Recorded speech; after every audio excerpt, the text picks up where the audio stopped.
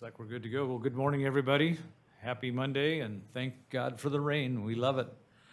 We're going to call our regularly scheduled meeting of the El Dorado Irrigation Board of Directors to order for October 23rd, 2023. And we'll start with a roll call, please, Jen. Directors Osborne, Dwyer, Veerkamp, and Enzini and Day present. General Manager Abercrombie, General Counsel Polson, and Clerk to the Board Sullivan present. Very good. Would you please stand and join me in the Pledge of Allegiance in a moment of silence? Ready? Salute. I pledge allegiance to the flag of the United States of America and to the republic for which it stands, one nation, under God, indivisible, with liberty and justice for all.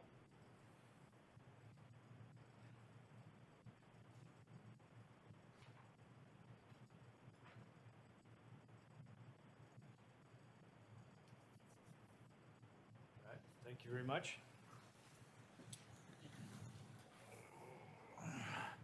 Adoption of the agenda. We have a motion for approval. We have a motion. Second. Second. Motion and second. Any comments or questions? Seeing none. Anybody from the public wishing to speak? Adoption of the agenda. Anybody online, Jen? If members of the public would like to address the board at any public comment period during this meeting, please refer to the detailed instructions on page 2 of today's agenda. President Veerkamp, it does not appear there are any members of the public wishing to speak on the adoption of today's agenda, moved by Director Osborne, second by Director Dwyer. I believe we're ready for the vote. All right, please vote.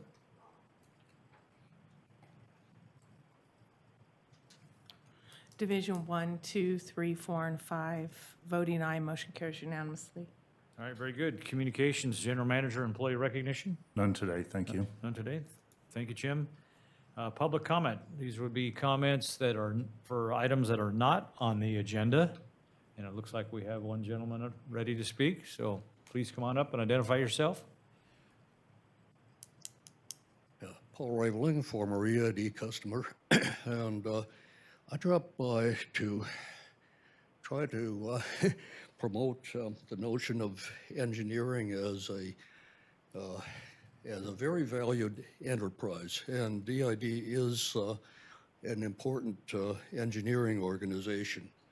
And with the limited time to speak publicly, I'll just note that the best-known engineer that I ever knew would be on your side, and that was Neil Armstrong. We were geographically distant, but did meet for a 2-hour lunch once in Ohio. So, and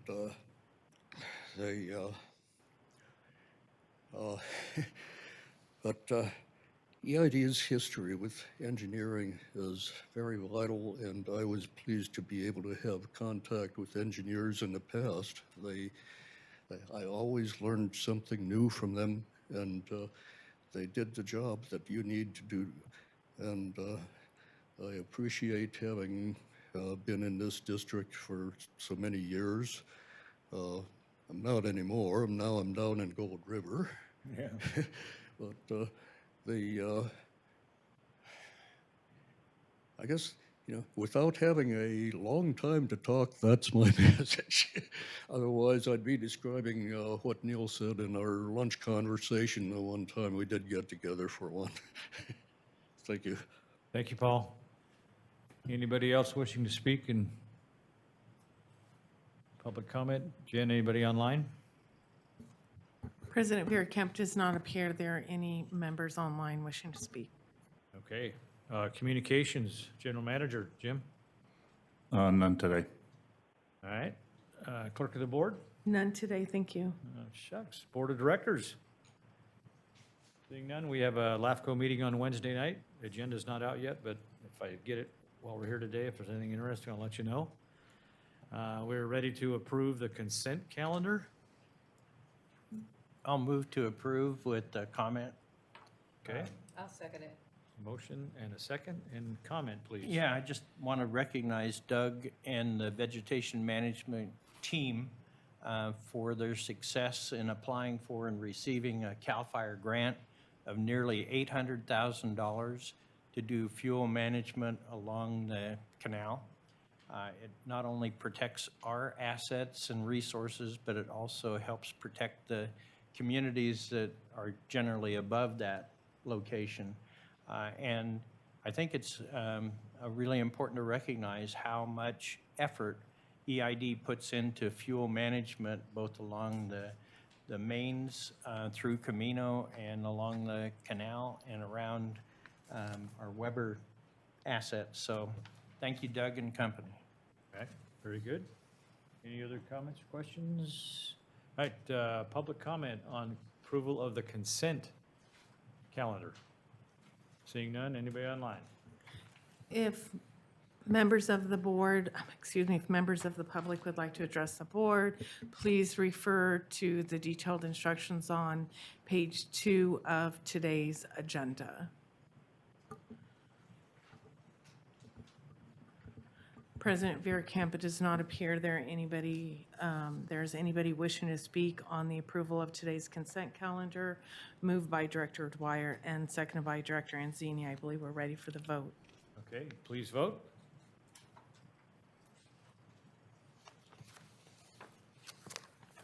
Division 1, 2, 3, 4, and 5 voting aye.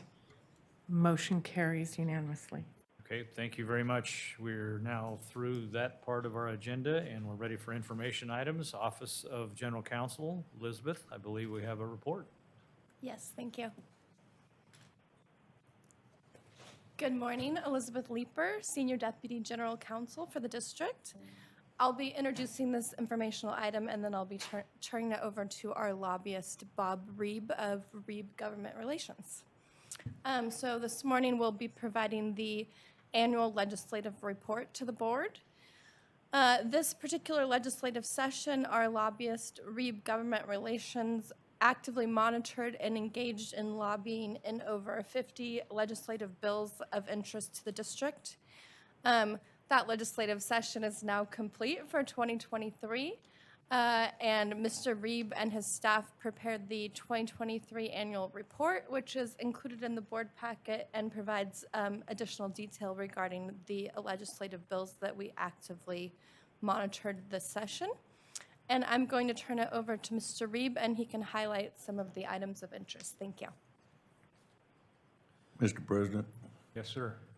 Bob, I'd like to commend you and your staff for that well-written analysis and all those bills. I spent about an hour reading them, but it was really well worth reading it. Thank you. Well, you're welcome. Some enjoy that, some not so much. But we feel, I didn't say I enjoyed it, I just said I read it. we feel very strongly and have since day one when I started this firm that we want to share with our clients the good things and the bad things, the successes and the failures. And sometimes it's a longer report, sometimes not, but we just leave that with you to share with you what happened in that year. So the state fiscal outlook is not good. They did get a budget on time again this year. Probably the highlight for me continues to be the lack of public opportunity to engage on writing a budget. Now, the governor releases his proposed budget in January each year, and there's very little information leading up to that. It's kind of embargoed, and so you have to read what comes out on or about January the 10th of each year. And then the budget subcommittees get started about a month later. And there is limited opportunity to engage at the budget subcommittee level.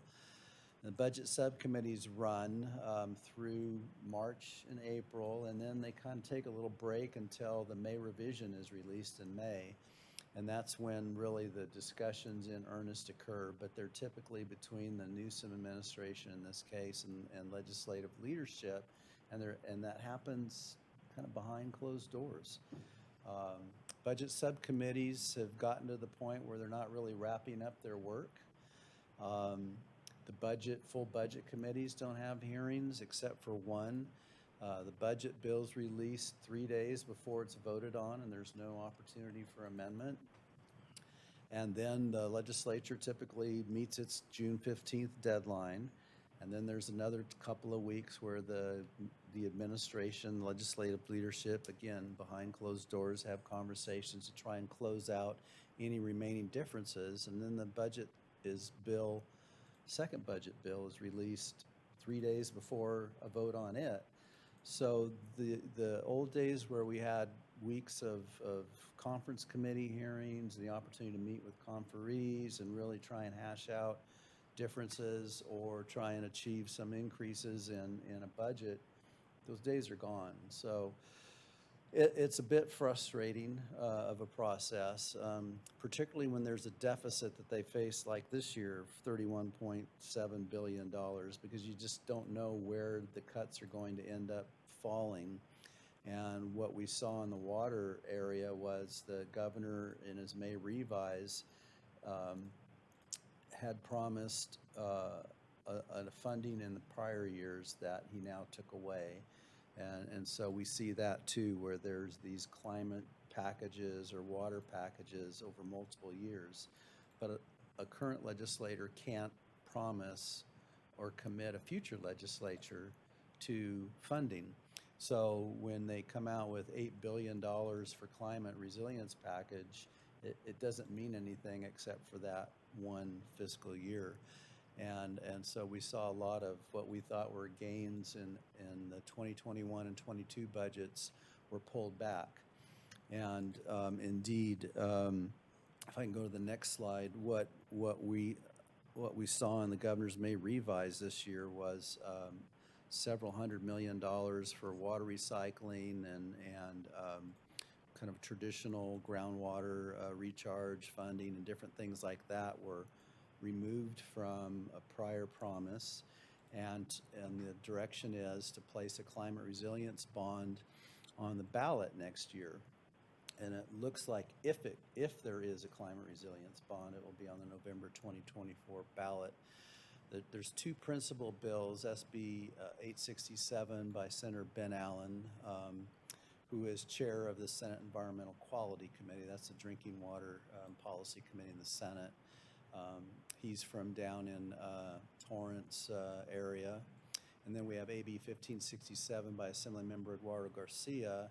He's from the Coachella Valley, is chair of the Energy and Utilities Committee in the Assembly. He was previously the chair of the Water Parks and Wildlife Committee, so he's in the lead for the Assembly. Those are about $16 billion each.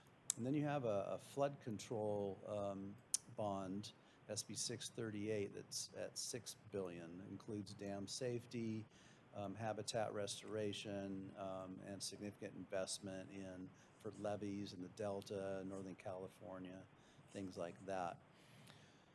We know that those three proposals are going to be combined into one. The Newsom administration, through the Department of Finance, has indicated there's an appetite for about $26 billion in bonds for the March and November ballots. They've already put one on March for the governor's behavioral mental health housing and treatment program. That's about a $5 billion bond. So you've got education, housing, water, climate resilience, and flood control, possibly one or two others that all have to come within that now $21 billion. When you total everything up, it's closer to $80 billion. So we've heard that the Newsom administration is indicating a climate resilience bond will be in the $8 to $10 billion range. There's already more demand for water, habitat, land conservation than there is in this $16 billion proposal. Now we're cutting that in half. They've done some polling. The voters are very hesitant to support any new debt. And that's not unusual when we have an economy that's not robust, where there's world issues that are in the news. Voters feel unsettled. They don't want to vote for new debt. So we don't know where we stand at this point. Senator Allen and Assemblymember Garcia have indicated they're going to have listening sessions this fall, but we're already here toward the end of October and none have been scheduled. So not sure what's going to happen there in terms of these listening sessions. If the legislature is going to put a measure on the November ballot, it has to be wrapped up by June of next year. So some of the thinking is they'll wait to see what happens with the tax receipts this fall and with April tax receipts and what the economy looks like next spring before they'll make a decision. There'll be some more polling. So we've worked with your staff to identify program funding priorities. Obviously, you know, capital projects like the flume and drought resilience, urban water use efficiency, given what's happening with the Making Water Conservation Way of Life regulations and the like. And we've communicated those to your legislative delegation. We've also communicated those to Senator Allen and to Assemblymember Garcia. So those are known. Assemblymember Garcia's staff has reached out to me to help them write some of these, which is great. Give us an opportunity to make sure that the programmatic language in the bond, if it happens, is written in a way that you will be eligible to compete for it. So again, just it's there. It's kind of bubbling in the background. We don't foresee a significant opportunity for new state general fund pay-as-you-go funding for water infrastructure for the next, could be 2 or 3 fiscal years. The financial outlook for the state doesn't look good through the fiscal year 25-26. They are projecting declining deficits, but still in a deficit situation in the single-digit realm. They keep expanding programs and adopting new programs, and there's a lot of competition for that. I hesitate to say limited state funding when you have a $300 billion, you know, general fund budget, but that's what we're looking at, a lot of competition. Next slide. So this is part of the Governor Brown before him and Governor Newsom and the legislature have been very aggressively pursuing climate change legislation, moving the state, trying to move the state more aggressively to zero emission vehicles, zero emission electricity generation, and it's part of a very broad cross all state agencies process of trying to address climate change. And it's going to be a very expensive undertaking. One of the things that they've been moving more aggressively in is to shift all manner of transportation to zero emission vehicles. And that includes a state advanced clean fleets regulation that was adopted this year to move to medium and heavy-duty zero-emission vehicles. Challenge is that those aren't typically available. They're very expensive, and for applications like those that are used by El Dorado Irrigation District, you can't plug in and recharge these vehicles when you have public safety power shutoffs and things like that. So the ability to have a fleet that's on the ready, can operate through wildfires and energy shutoffs and what have you is very, very important for essential services like water and wastewater. So AB 1594 was an important bill that the District Association of California Water Agencies and other state organizations like the California Municipal Utilities Association supported. It allows and it will allow water utilities, energy utilities, and similar local agencies and investor-owned utilities to replace vehicles when they wear out with similar gas, diesel vehicles. We tried to get this through the Advanced Clean Feeds regulations, but we were unsuccessful with the California Air Resources Board. So this bill was run this year. Governor Newsom signed into law, so that was significant for water and wastewater districts up and down the state. Next slide, please. Water rights legislation. The Planning and Conservation League co-sponsored 3 bills this year that would have fundamentally restructured the water rights system in California. And the water rights system is, whether you think it's fair or not, is the foundation for what is the 4th largest economy in the world and the #1 agricultural producing state in the nation. So these bills were met with significant advocacy on both sides. But the district was part of the Association of California Water Agencies response. We were involved, both district staff and our firm, in legal affairs. The lawyers are working on amendments and a response. We participated in weekly lobbying meetings on Zoom. And it was a good effort. I think the key this year, so we have SB 389, which we were able to secure amendments to. The district and really everyone who was opposed removed opposition, and Governor Newsom signed that one into law. It gives the state board broader authority to issue information orders for water rights, those who are exercising water rights, whether they're riparian users, pre-1914 water right holders, or post-1914. And the thinking behind the bill is, if the state board believes someone is diverting water, either direct diverting or to storage without a legal right to do so, then the board should have authority to go in. The current law requires someone to file a complaint with the state board before the state board can then issue an information order. So the key part of this bill is it removes that requirement for someone to file a complaint. The state board on its own initiative can undertake that investigation. The other 2 bills, AB 460 and AB 1337, ended up being, after passing the Assembly, becoming 2-year bills. They were unable to get sufficient votes in the Senate Natural Resources and Water Committee. You know, nothing really ever dies in Sacramento, so we expect these to come back. We hope to have some conversations with the Plan and Conservation League leadership to see where they want to go. The opposition coalition did offer amendments to both of these bills.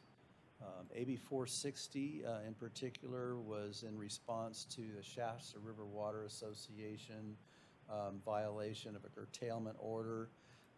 They took water out of the Shasta River that resulted in fish kills and reduced water quality.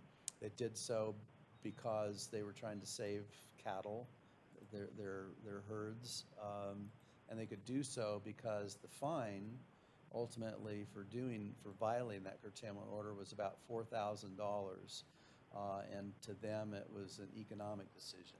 We're saving, you know, $400,000 plus worth of cattle. Will pay the $4,000 fine. So the amendments that the bill would have given the state board the authority to enforce any water right diverter, legal or otherwise. And so we were trying to narrow it down just to say that the state board could impose more significant fines and could do so more quickly in order to respond to someone who was just thumbing their nose at a curtailment order. AB 1337 was a bill that said the state water board could curtail anyone in any water year type. So even in a year where you're making flood releases, they could curtail your ability to divert water, to divert to storage. And the way the bill was written, the curtailment order or the order to enforce this could have been in effect for 6 months before the state board made any decisions as to whether it was truly necessary or not, following investigations and hearings. And for a lot of districts like yours, not being able to divert water for 6 months could be potentially devastating. So those bills are 2-year bills. They can come back next year. To my understanding, there haven't been any further conversations with either author. The interesting thing here is that with the new Assembly Speaker, there could be changes, and there likely will be changes in committee chairmanships. And one of those could be Assemblymember Rebecca Bauer-Cahan, who chairs the Assembly Water Committee now. She could move to a different committee. There are typically changes like that ahead of election years when you have committee chairs that are running for Congress or termed out. So we'll see what happens in January, but the lay of the land in terms of key committee chairs in the Assembly could very well change, and that could influence what happens with these 2 bills. Similarly, in the state Senate, Senator Atkins is termed out. She's the president pro tem. The new pro tem will be Senator McGuire from the North Coast. And there could be changes with chairmanships there as well. One of the key chairmanships that we deal with is the Senate Natural Resources and Water Committee. Senator Dave Menn is running for Congress. He's running for Katie Porter's seat because she's leaving that to run for U.S. Senate. So there's a lot of these musical chair type changes that are happening, but Senator Menn may be replaced by the new Speaker or President Pro Tem next year, or he could stay there. We just don't know at this point in time. Next slide. So I do want to, the one really bright spot this year, besides only having a couple of bills that we oppose reach the governor, is your local legislative delegation was just amazing to work with. These legislators, even the Republican members that aren't as important numbers-wise, down in Sacramento, but they are all very keen on what El Dorado Irrigation District feels about issues and legislation. And while we may not always be able to sit down with the member themselves, their staffs have been amazingly accessible. I can drop in and they'll come out and we'll talk. And so I've been thrilled with, so we have obviously a Democratic Senator, Marie Alvarado Gill, who's a first term, Assemblymember Joe Patterson, Republican, first term, and then Assemblymember Megan Daly, who's been in office now for I think about 6 years.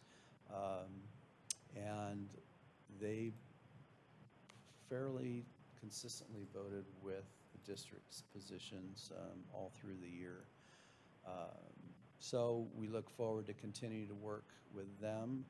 I don't want to steal the Senior Deputy General Counsel's thunder, but she met with Senator Alvarado Gill at a community event for her grand opening office down in El Dorado Hills, and the senator indicated an interest in carrying a water bill. So we got to figure out what that looks like and what's most important. I've got some ideas, district staff has some ideas. We'll kind of noodle those and come to the board, your board, before the end of the year with what maybe some options and a recommendation that you can endorse or get behind for legislation that Senator Alvarado Gill could carry. I don't think we've had a sponsored bill since probably the Sly Park bill, which when I was still at Aqua, we got through for EID.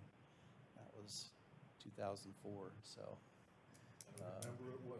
Yeah, so do I. It's crazy. So anyway, yeah, I'm just really pleased to report that the delegation has been very responsive, very supportive, and working in your best interest this year.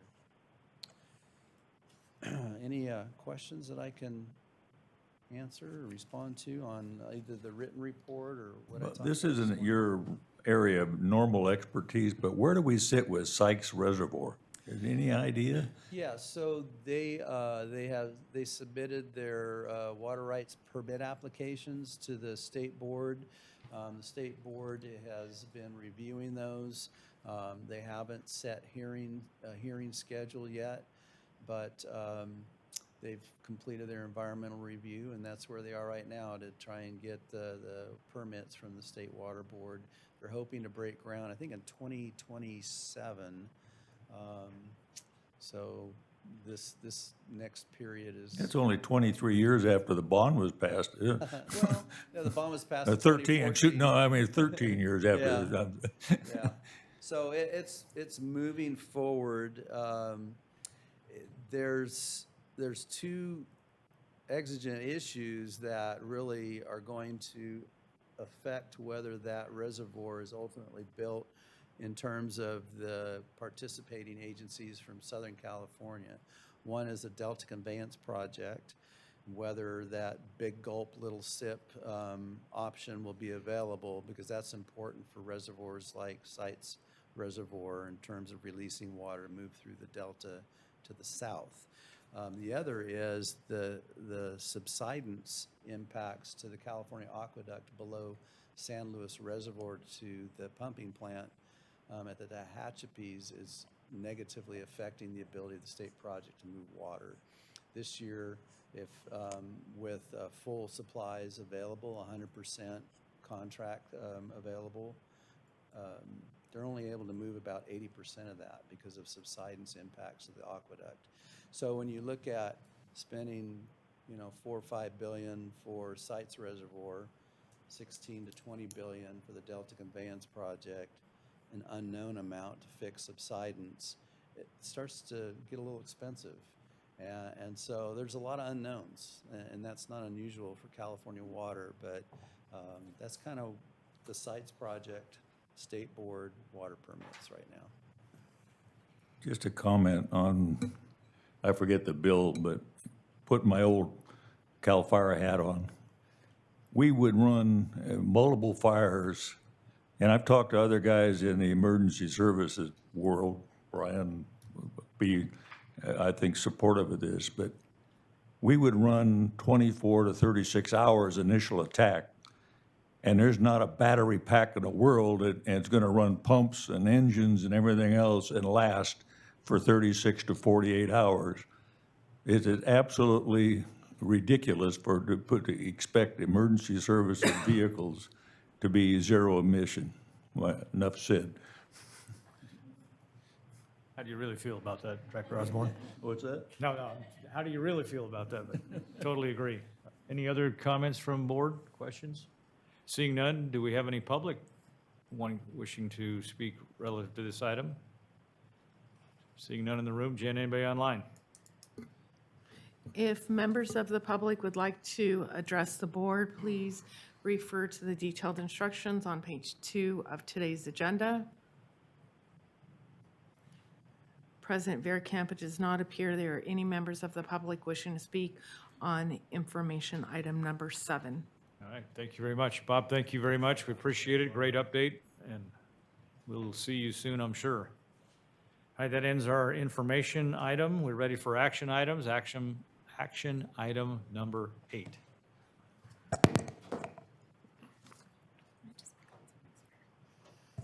Okay, good morning. Good morning. Jamie Bandy, Director of Finance. Let these folks get in.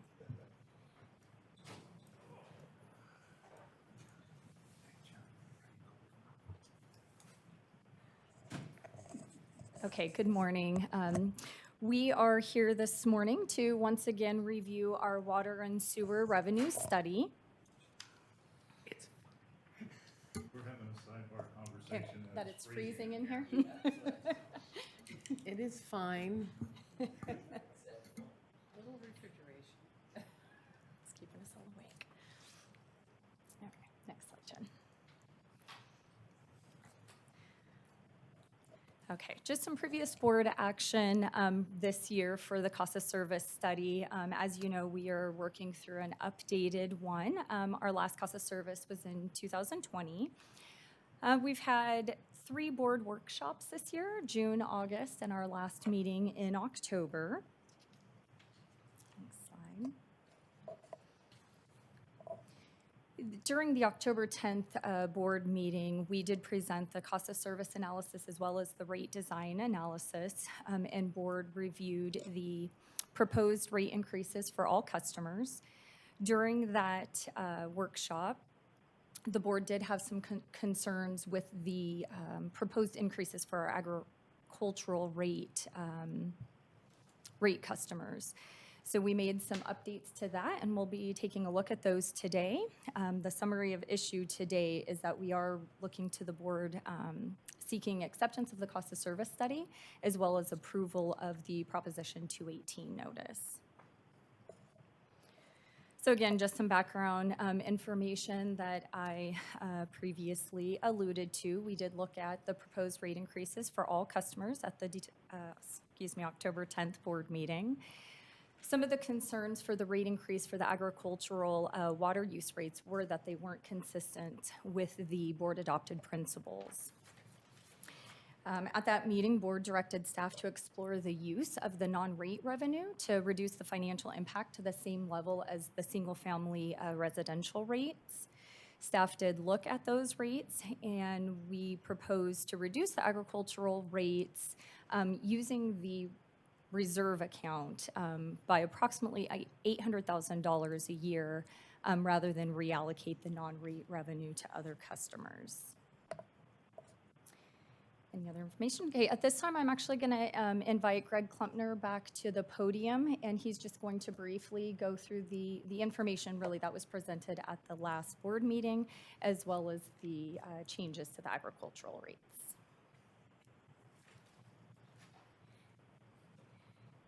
Thank you, Jamie. Good Greg morning. Klumpner with NBS, project manager for the cost service study. So last meeting, we had the discussion about ag rates. This whole presentation, really, there's just a couple small changes. We did reduce the ag rates to the same increase level as the residential rates. So those bills are pretty much match the increases for residential. Really, the only other one, slide 7. Find that one. Yeah, so the upper right corner there, Jamie mentioned the impact on the reserves, so that's about $4 million over those the 5-year period that the reserves were reduced. I don't think that's too significant of an impact, but that was one impact from using non-rate revenue to reduce the ag rates. Other than that, the presentation pretty much is all the same.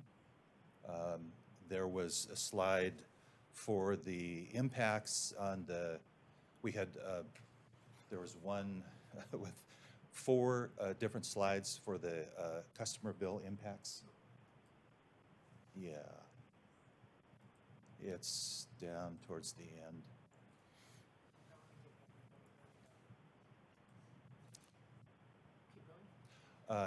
Yeah.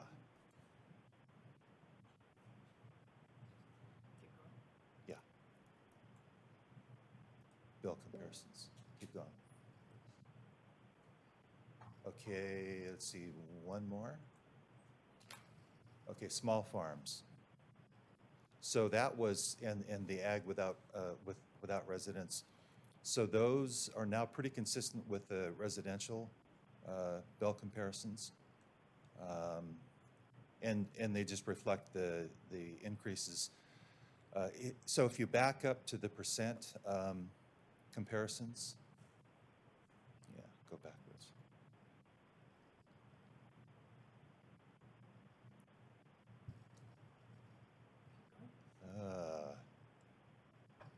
Yeah, you can see on that one, the ag rate down at the bottom has dropped significantly.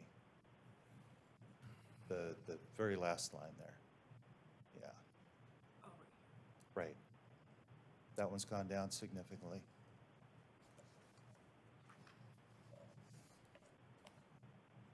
And then the base charge.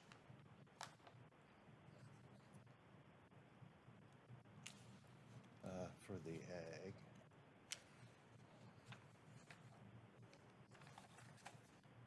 Okay, if you go all the way to the end of the bill comparisons. that 25. So right here. Okay, if you notice at the very bottom, ag without residence, 13.7%. That's the same as a single family. That was, gosh, what was it last time? 67%. So that really captures the adjustment to the ag rates. And really, other than that, there's not much else that has changed. Any questions for Greg? Comments? Yeah. Jen, can you find slide 40? Yeah.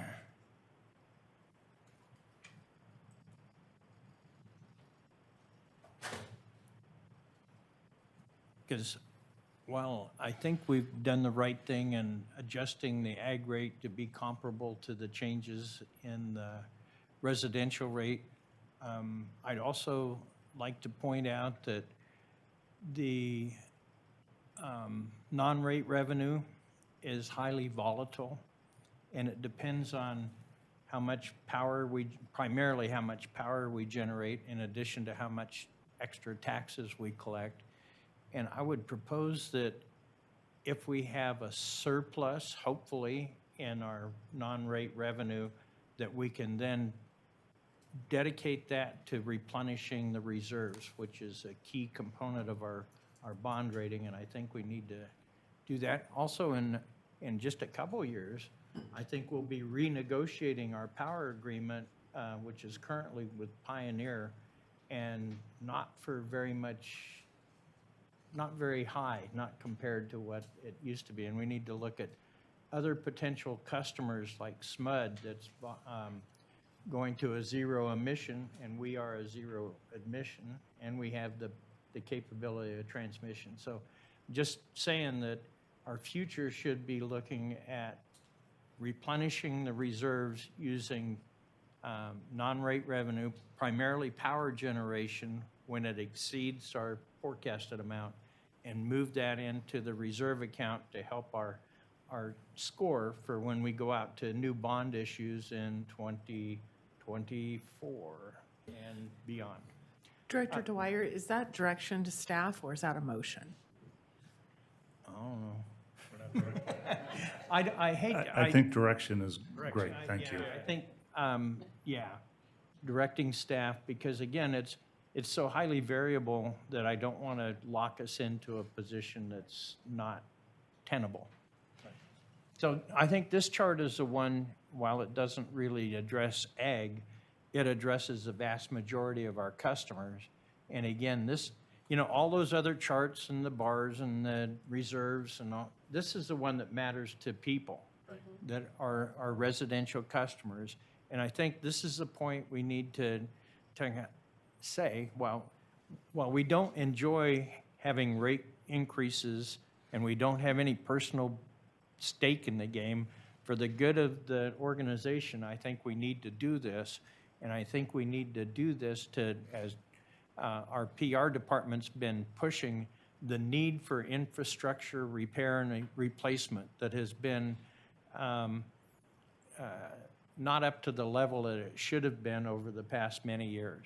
So this shows the impact on our residential water and sewer customer. The monthly change in their bill will be about $10. And I think that's the point we need, because this is a bi-monthly picture. So yes, $10 is going to be a hurt on some people that are on fixed incomes, but it's not an insurmountable mountain, I don't think. So, thanks. Good comments? Before we move too much further, we need to have a first and a second, even if it's just for discussion. I'll move to approve the cost of service study. And I'll second it. Okay, very good. Now, Director Day? Well, Just, if I could just ask a clarifying question, that motion, does it include the part of option one to direct staff to issue the Prop 218 notice as presented? I think it does. Yes, it does. Thank you. Just to clarify, very good, Council. Yeah, Director Day. Just a quick comment on this slide is, it's going to cost people more than $10 because this is at 2,600 CF, which is a very low amount, especially summertime bills and that sort of stuff. So just a point of information. Thank you. And we do have stake in the game. We'll pay the bill as well. Besides making this decision. Yeah, Director Osborne. Well, not in recent history, our ag rate in reference to residential was 16 to 1. Now it's 13 and a half to 1. I was hoping that we could get our ag rate down a little more than 13.7. I live in Apple Hill, and I will tell you, yesterday, last weekend, all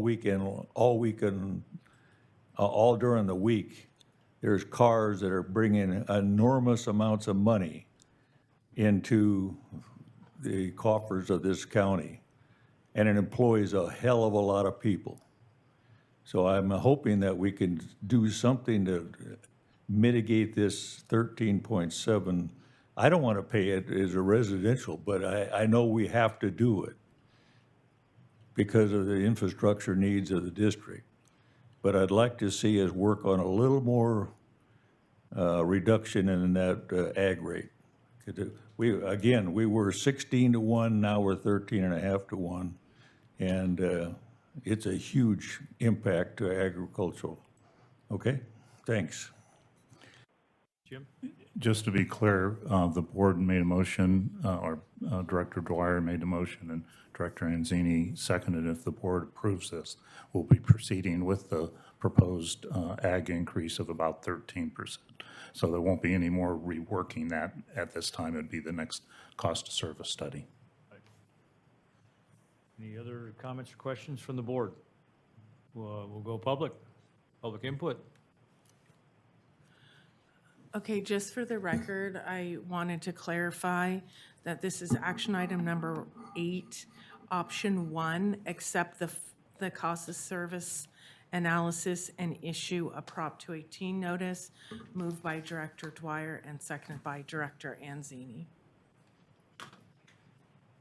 Okay. I guess if I could do, just to make sure the process is known, this allows the district to send the 218 notice out to our customers, and they have a 45-day protest period. The board would reconsider actually adopting this in December, I think it's a December 10th meeting. And schedule 2 workshops, which are scheduled as well. Yes. Okay. My name is Bob Aiken. I live out in the Gold Hill area. I've got 2 meters. I've got one for my home, and I've got one for ag. The residential meter, having a rate increase like this, it hurts a little bit, but it's not a huge problem. My ag consumption, though, having those kind of rate increases year after year after year is just untenable. It's just not going to work for agriculture in the long term. The profit margins are low, and yeah, there's a lot of money coming into Apple Hill. We want to sustain that, but a lot of us don't even live up in Apple Hill, and we sell, our products at fairly low profit margins. To have those kinds of percent increases year after year after year just doesn't work for agriculture. Thank you, Bobby.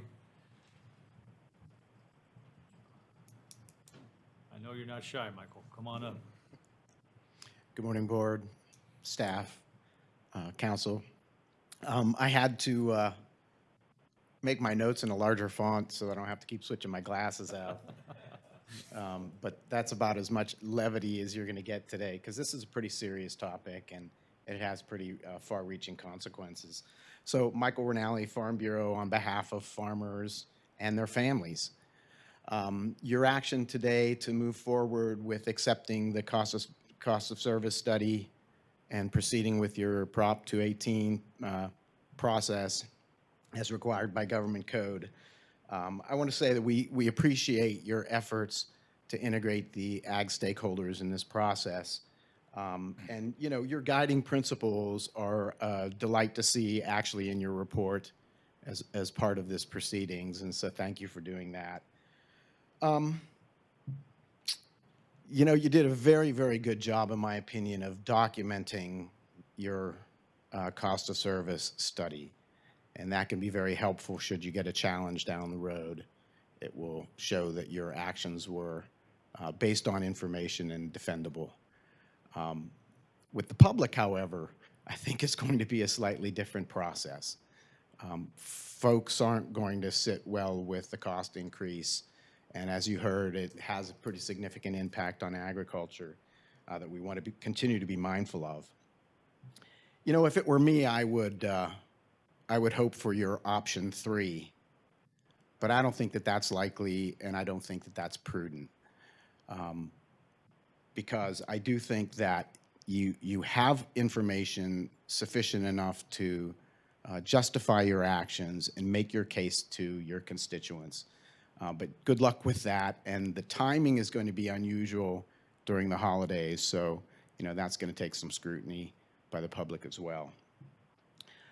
You know, my fear is the layering effect on ag, and remember that this comes with higher fertilizer costs, higher fuel costs, higher pesticide costs, and so the circumstances for farmers continue to escalate in a difficult way. And maintaining the economics for farmers to continue their pursuits is becoming more challenging. And of course, at the state and at the local level, the regulatory burdens just continue to mount. And I can't emphasize that point any harder than it's crushing. So please understand where you're likely going to get pushback from the public on this. So your final action today on item 8 will come as an important milestone for our future ag, and we wait with great anticipation on your motion and your final action. Thank you for listening. Thank you, Michael. Anybody else wishing to speak from the public? Seeing none? Online, please, Jen. Director Day, I If- believe, but we're in the public speaking. Yes, yes. If members of the public would like to address the board, please refer to page 2 of today's agenda for detailed instructions.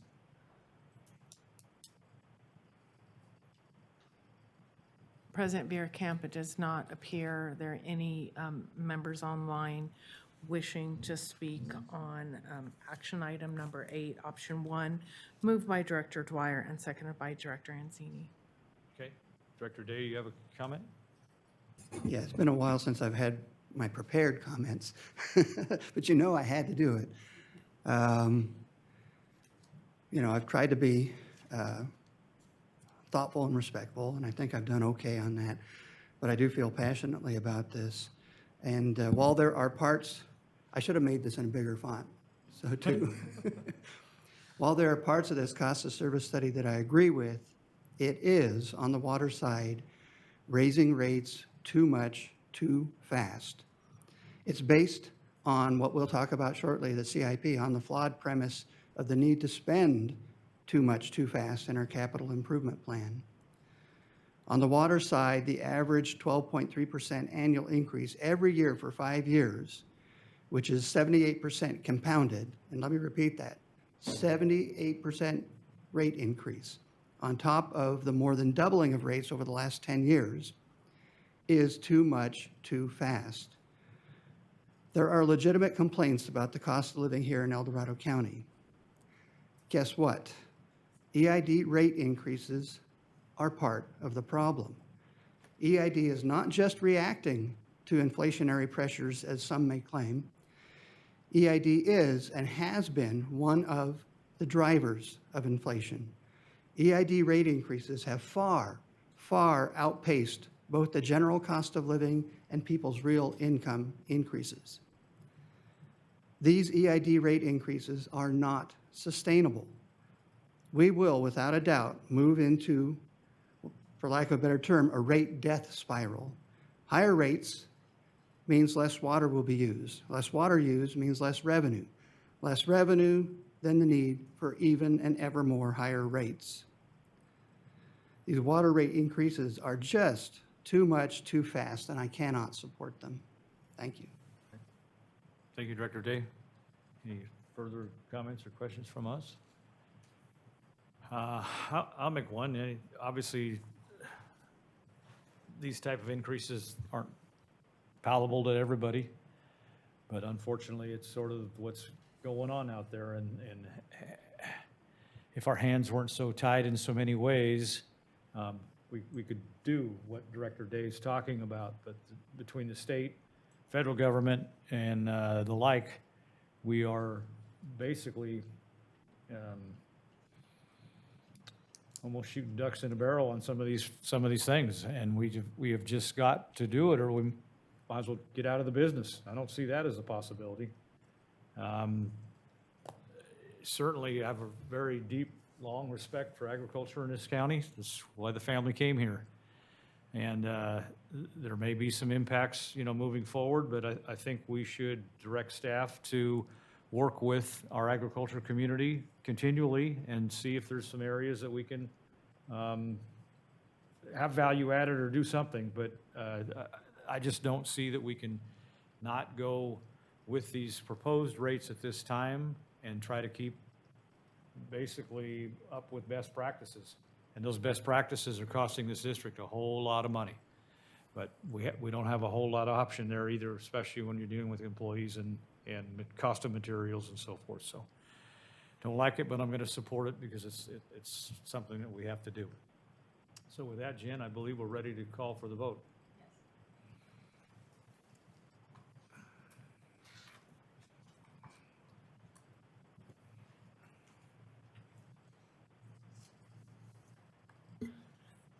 Division 2, 3, and 4 voting aye. Division 1 and 5 voting no. Motion carries. I would like to clarify my no vote. I certainly support Mr. Veerkamp's admonishment to work with the ag community to mitigate the costs of our water. It is, I understand the regulations, the pesticide, all the other things that are impacting, and it's not just the big growers, it's the small growers. The guy that's got 4 or 5 acres, that's the guy that really is impacted by this. And so I would like to continue to have our finance department continue to work with the ag community to mitigate this as best as we can. Director Ranzini? Yes, I voted yes on this because I want to see it move forward to get to the public so that we can hear from them. I think it's really important that our transparency be an issue and we allow others to speak on their concerns. And you have a good point. The ag is very important, but we have a good deal of people who don't have a voice in this, and those are the ones who are also going to be being hit pretty hard by increasing their bills. And I'm not talking about large companies. I'm talking about mom, grandma, grandpa, the people who are on fixed incomes. And I really, really think that what we've done in the past, in the last 4 years, is marketing and allowing people to see who we are and informing them on how difficult it is to deliver water to their faucets when we've had major fires, we've had flume replacements, we've had major breaks in pipelines that are 40 years old. So I think everybody has to understand the cost of delivering water to the tap. And, I still think the dialogue is out there. Who knows what the favored vote will happen, but we need that dialogue, and I appreciate the staff going through this process. It's taken 6 months for us to move forward on this, to hire somebody, to have an outside feeling on what is appropriate in comparison to other agencies. So I appreciate what staff's done, but I look forward to what's happening with the workshops. Thanks, Director Anzini. Okay. Why don't we just take a couple-minute break, and we'll go to item 9. Everybody good? I mean, we can continue. I'm just going to run. Alan, you want to take it for a second? I just figured they'd be leaving, so a minute for them to clear out.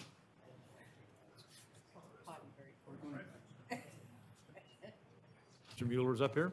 Brian? Thank you. Good morning. Brian Mueller, Director of Engineering.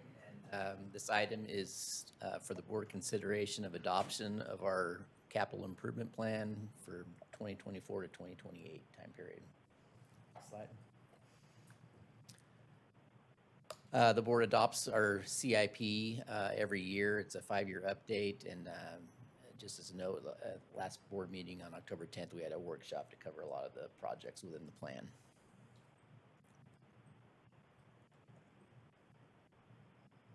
Go ahead, next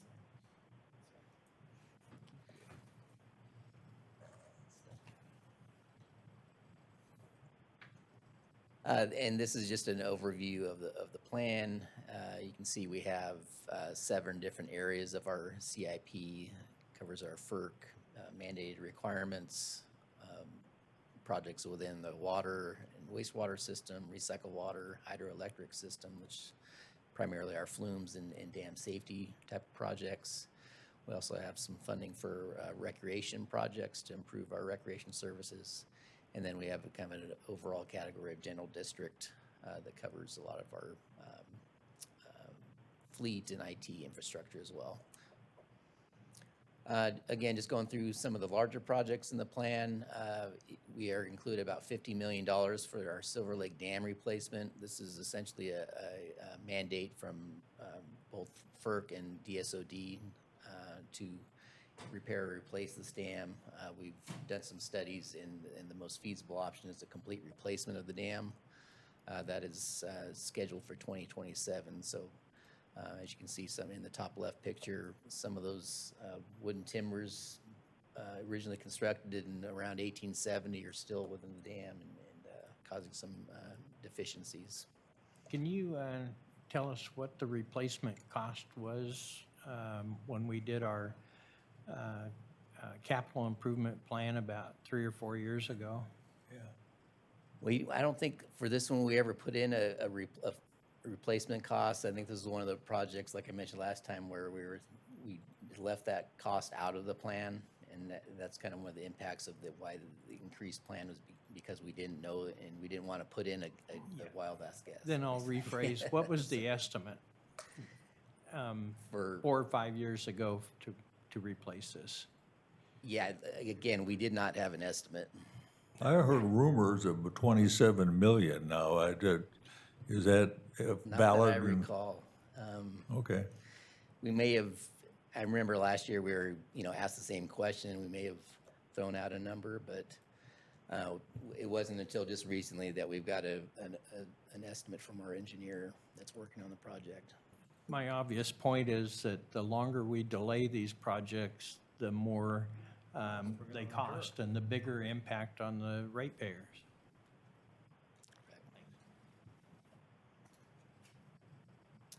Okay, next slide. The Sly Park intertie replacement, this is about a 3.5 to 4 mile long pipeline replacement of our Sly Park intertie. This pipeline was originally built in the 1970s. It's not been in service since around 2013.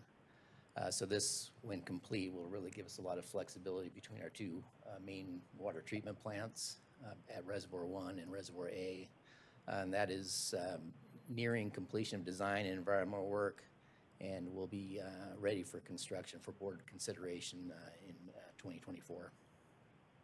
And on this one, I think it's an important investment. Like you said, it gives us more flexibility and redundancy in our system so that when one plant goes down, we have the capability to continue to supply.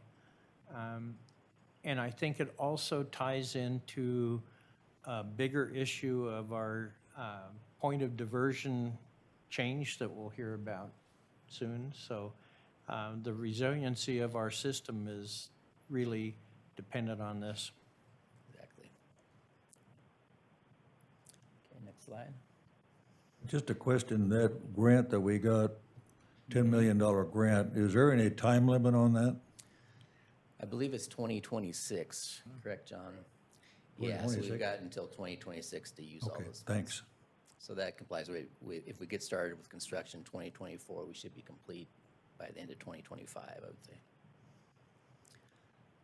Another big change in our plan for this year is the insertion of a lot of water treatment plant improvement money.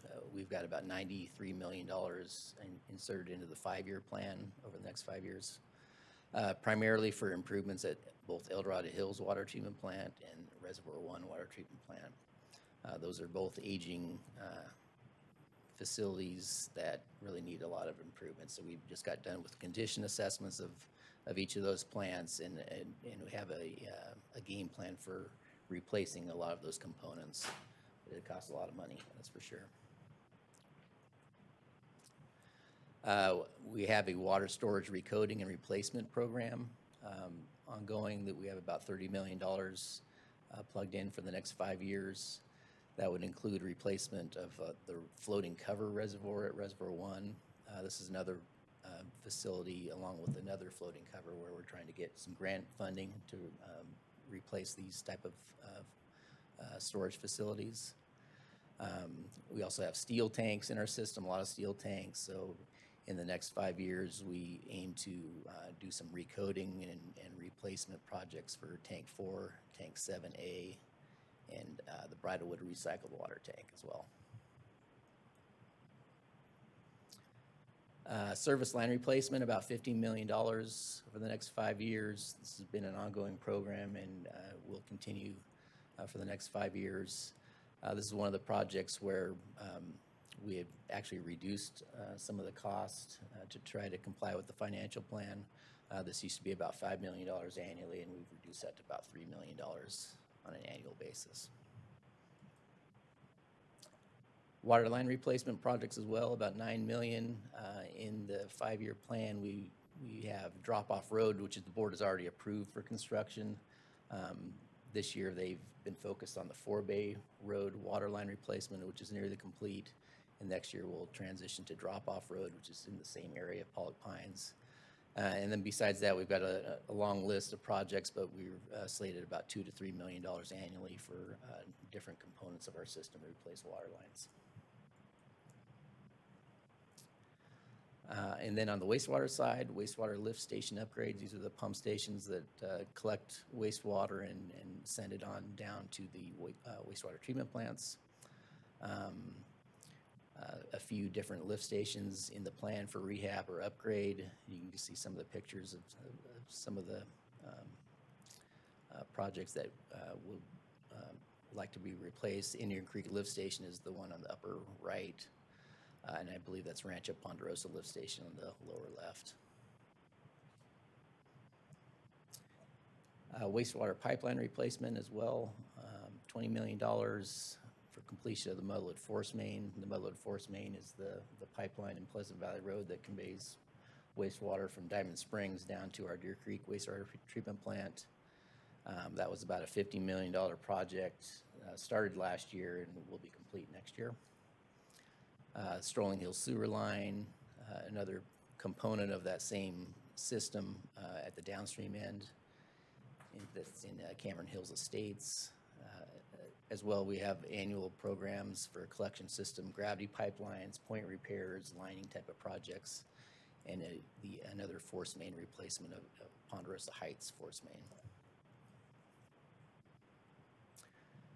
Flume replacement. So as I mentioned last time, and just wanted to note again, flume replacement has been an ongoing program within our CIP.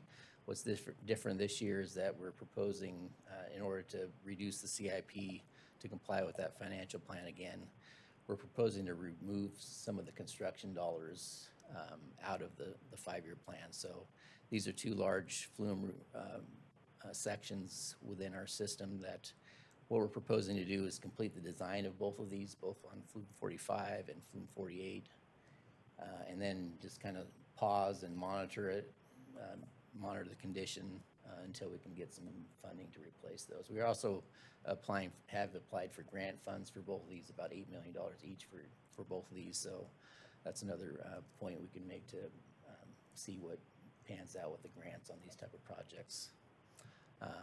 With the Sly Park intertie, assuming that is in our system, that gives us a little more flexibility to withstand some outages if they hopefully do not occur, but if they were to occur for our flume system. So that's the rationale that we've tried to employ with this next 5-year plan. Next slide. Comparison of our CIP, again, about $320 million over the next 5 years, compared with the last couple updates. You can see the large increase, and again, those are primarily attributed to Silver Lake Dam and our treatment plant improvements. We project about $275 million of actual expenditures over that 5-year plan, and again, a lot of these expenditures were reduced to match that cost of service study financial plan. This is a chart I showed last time, but just for another view of it as well. This is tries to capture our historical construction cost expenditures in our CIP over the last several years, and then projections for the next 5 years. And you can see the first 3 years, 24, 25, and 26 in gray. Those pretty much line up with what we've been spending over the last few years on expenditures, and then it really ramps up in 2027 and 2028 with Silver Lake Dam and some of the larger treatment plant phases. Dr. Dwyer? Again, this is one of my favorite charts because it really shows the deficit of our infrastructure and improvements in the many preceding years, and we're really trying to play catch up now on all those infrastructure improvements, and that's what's driving a lot of the costs. So to counter Director Day's statement, too much too soon, I'd say not enough and too late.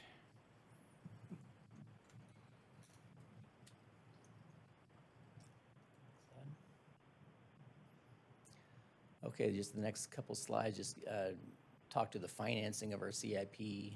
As I mentioned, we would project about $275 million of actual expenditures if we were to follow this plan.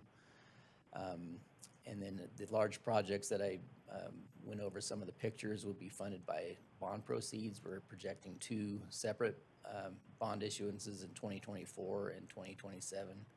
Those both combined would total about $180 million is our estimate right now. We'd also fund the CIP through annual revenue collected as on a pay-as-you-go basis. And then we also have facility capacity charge, new hookup revenue that we also can utilize for capital project expenditures. As well as grants, as I've mentioned grants, but we've got about $40 million of pending applications that we're trying to get some grant money for.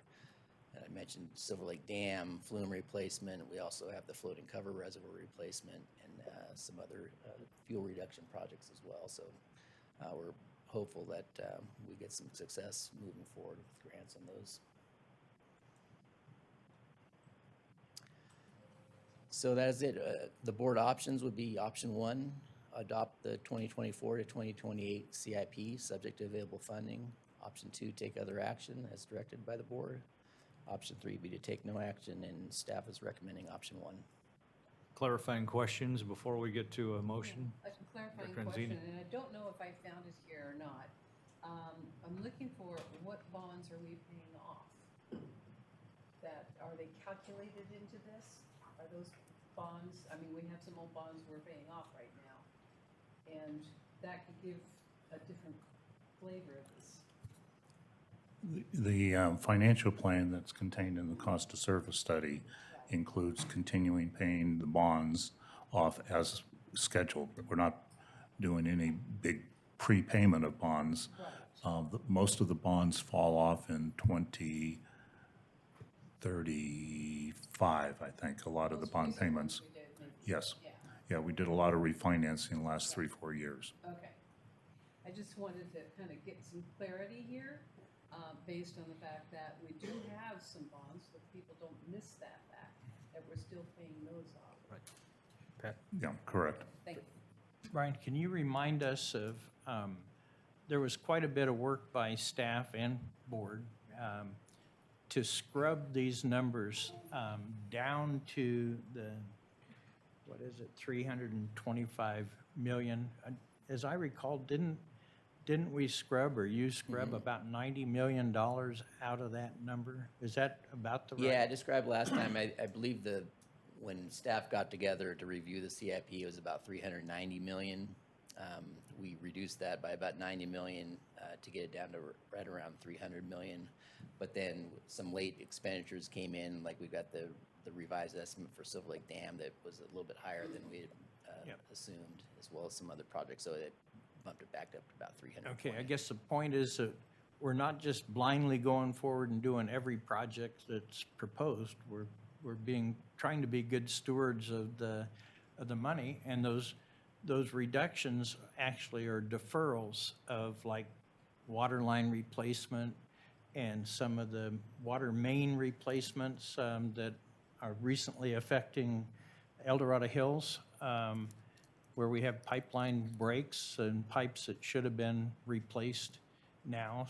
So I think it's important to note that this is a hard list that's been scrubbed, and those decisions hopefully are good ones on which projects we're slowing down so that we can continue to accomplish our mission of reliable water. Director Osborne, did you have a clarifying question? Just a question for the finance folks. Assuming that we would get some relief in the grant issue, specifically like the Silver Lake Dam, if we were able to get even a partial grant to mitigate the cost of that, would we be able to go back and do a Prop 218 reduction in a rate increase by being able to say, hey, we don't need as much money as we need because we've got some grant thing? Is that legally possible to do that? Yes, it is. Every year, the board adopts the implementation of the rate the following year. So if we received a $50 million, for example, $50 million grant for Silver Lake Dam, and we didn't need to collect that through the rates, the board could elect to reduce the future rate. Okay, I just wanted to clarify that. Thank you. Just please remember, though, if you look at the cost of service plan financial forecast, we're way below the financial targets that the board I has understand requested. that, but also didn't mention that there's 6 mobile home parks in my district, and they're all people that are on fixed income. And I agree with Director Day's comments that I don't know how we need to fix this stuff. I'm not saying we don't need to fix it, because it's been delayed over years. Let's hold But that it's gonna have discussion. a huge impact. Let's hold that discussion. We're Okay. clarifying questions right now, and along the ones that he asked Jim of you, we could issue credits as well, just like PG&E does you see on your bill, if there was reason for issuing credit on. We do have a low-income support for sewer customers. The board could consider that for the water customers, although the state keeps telling us that they're coming out with, rate subsidization program statewide, but we'll see what happens there. The board could reconsider the actual rate increase each year. Okay. And Brian, And for the mobile home parks, they're very, very low water users, so the impacts aren't what you saw up there as the other customers. still, it adds up. And Brian, when you figure the cost of these projects, just to reiterate, we're bidding them out, we're contracting them out. These are the best estimates of contractors that are out there doing the jobs now, and yourself, our engineers. Short of our line replacement, that most of that work's done by ourselves, our service line lines, replacement. yeah. So this is the cost of what's going on out there, and unfortunately, it's not pretty. And maybe it'll go down. Who knows where we're gonna be in another month or 2 or 3 around here. And, you know, the sky's not falling, and I don't want to make that representation before the board, but when you have treatment plant operators and supervisors of treatment plants, like the ones that we just did some major repairs down in El Dorado Hills, express their concern that these plants are old, and they really need to have a scheduled plan to refurbish them. Otherwise, you know, we're going to be having some negative impacts. You know, you listen to them, and they actively participated in the water treatment plant replacement program.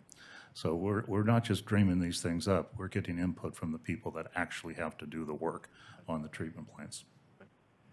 All right, so I think we've got all the clarifying questions answered. We will entertain board's pleasure or action on this item. I'll move option 1. We have a motion. Do we have a second? I'll second it. We have a second by Director Anzini. Any further questions or comments from the board? Yes, Director Day? I might as well do it before. Get it over with. I absolutely do not dispute the need to invest in repairing and replacing our facilities and infrastructure. But, sorry, Pat, the CIP is too much, too fast. Most businesses and homeowners must budget and sometimes slow down their spending because, unlike EID, they can't raise their revenue or income 78% anytime they want. Instead, they have to spread their spending out, be patient, and recognize, yeah, in the long run, it may cost a little more, but it can't always be done as fast as you wish it could be done. We could and we should spread the CIP spending out over the next 7 or 8 years rather than trying to do it all in just 5. That would reduce, not eliminate, but reduce the very, very rapid water rate increases. Between PG&E and EID and what feels like never-ending huge rate increases every year, I fear we are making El Dorado County unaffordable for young families hoping to move here and for retirees hoping to be able to stay here. Spreading these large, long-term capital expenditures over a few more years is not kicking the can down the road. Everything that needs to be done will get done, just a little slower and with much more reasonable rate increases. I can't support the CIP. Thank you, Director Day. Anybody in the public wishing to speak on the CIP item 9? Seeing none, Jen, online, please. If members of the public would like to address the board, please refer to detailed instructions on page 2 of today's agenda. President Veerkamp does not appear any members of the public are wishing to speak on action item number 9, option 1, moved by Director Dwyer and seconded by Director Anzini. Okay, please vote.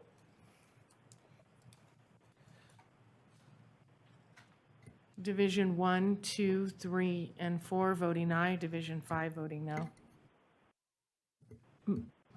Motion carries. Get out and sell some more water, Dan. Thank you, Brian. Action item number 10, engineering. Tracy, good morning.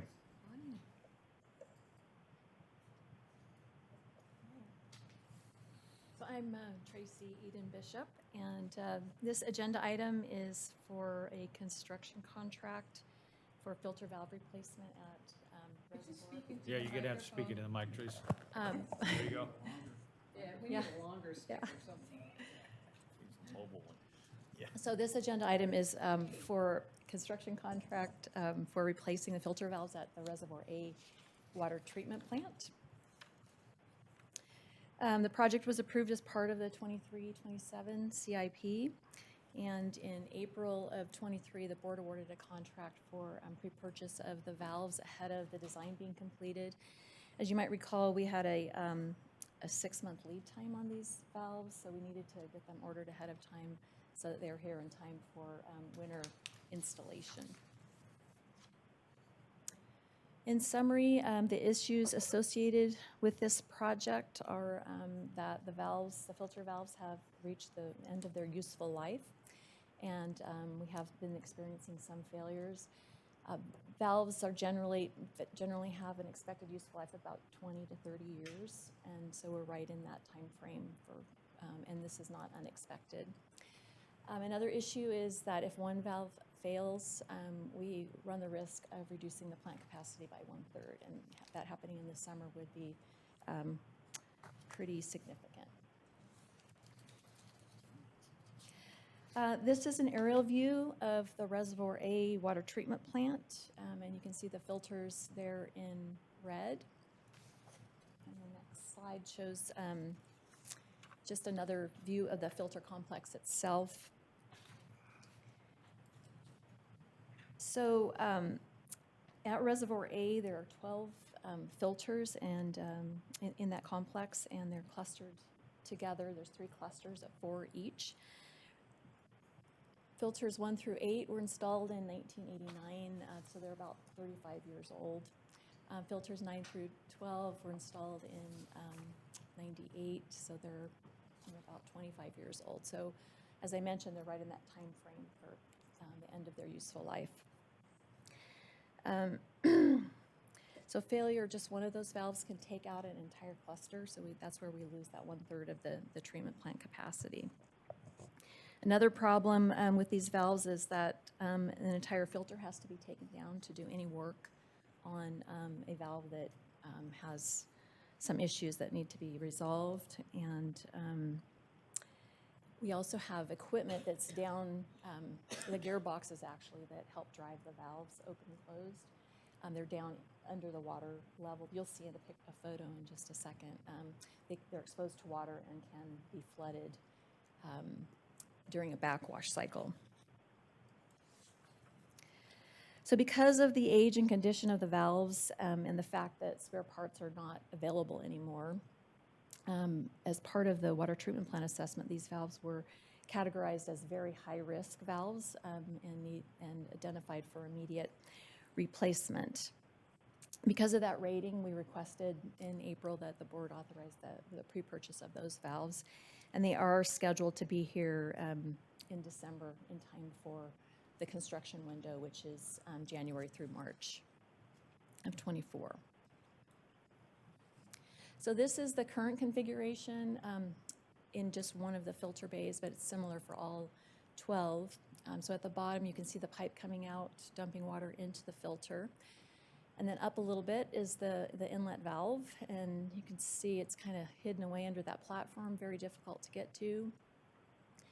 And then off to the left is the gearbox, and then on top is the actuator that actuates the gearbox and opens and closes the valve. So that gearbox is actually below the high water mark of the filter. So this project actually corrects that by moving the valves and the operators out from underneath the platform and above the rail, above the high water mark. So the inlet valves will be, well, the piping, first of all, comes out from underneath the platform over to the left and then dumps into the water further over to the left there. And then the valve is out from underneath the platform, accessible, and the gearbox and actuator are moved above the handrail level. In summary, the proposed construction contract includes replacing the valves and modifying the piping, and that will result in longer lifespan for the valves and the actuators, and piping modifications that will allow for safer access to the valves. Installation of grading around the valves, again, for just safety purposes. And then some electrical and instrumentation work that will provide operational flexibility, greater operational flexibility, and valve automation. And the electrical work actually became quite a big part of this project. We had several filter valves connected to one disconnect, and if you want to work on one valve, you have to shut all the valves down. So Part of this is to install new disconnects for each valve, which requires a lot of wiring and conduit runs back to the main panel. Okay, moving on to the construction contract. We originally bid this project in August, and all of the bids were rejected. However, due to a bid protest, and that had to do with contracting requirements, licensing requirements. As a result, the project was rebid a month later, and we made some adjustments to the specifications to address the licensing issues. And as part of that rebidding process, we did add an optional bid item that would allow for acceleration of the construction schedule to get us back on schedule, because we lost a month. And we really would like to be back online before the end of March. So the next slide actually has the bid results. And if you look at Big Valley Electric, they're the low bidder. Well, first of all, the base bid is actually just the normal schedule. The base bid plus the optional item is the accelerated bid for the accelerated schedule. And if you look at Big Valley's bid pricing there, they are the low bidder. The value of that acceleration is about $40,000. So we do feel like that's money well spent to make sure we're back online. Tracy, Yes. this kind of stood out to me, just because it's actually nice to see very competitive bids, you know, in a reasonable range. You know, do you think we're moving past the days of when contractors were just throwing big numbers because maybe they'd get it? Does it seem to be getting a little more competitive? I've heard that at least the electrical side is settling down a little bit. But, I mean, this is probably the first time we've gotten pretty competitive bids for a while. So Yeah. maybe good news. Hopefully, yeah. Thank you. So we are recommending award to Big Valley with the accelerated schedule. And just for reference, the engineer's estimate was about $1.7 million. So we're right in that range with Big Valley's bid pricing.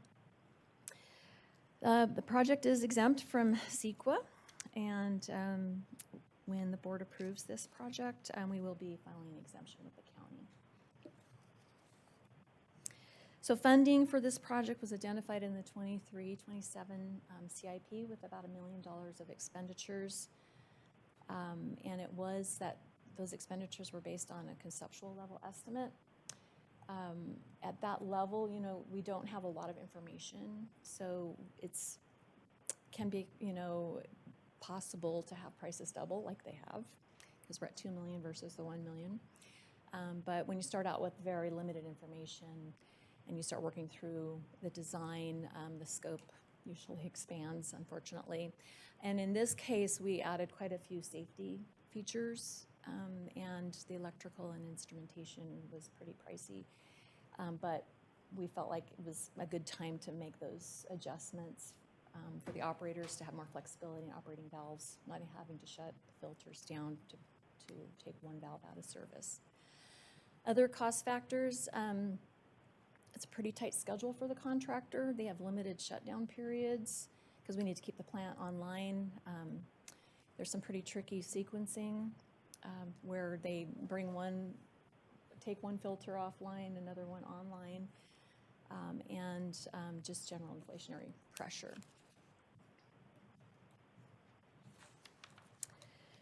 So this table summarizes our funding needs for the project. $1.7 million for the construction itself, engineering services, construction management, inspection services, capitalized labor, project contingency, and a total funding request of $2,080,650. We do have available funding to accommodate that increased cost, just because some projects were deferred that were planned for 23 moving into 24 and later. So board options.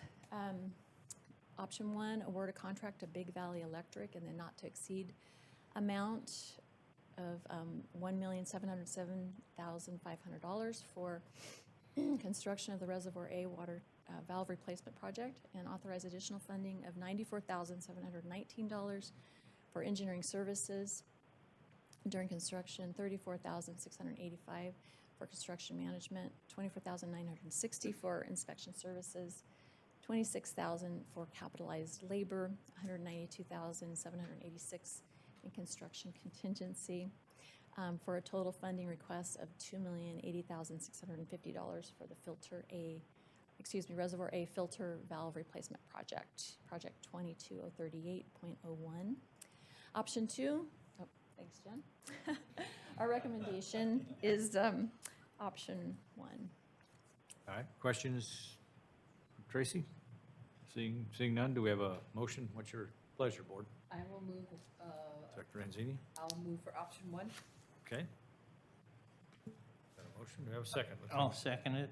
All right, thank you, Director Dwyer. Any further comments or questions?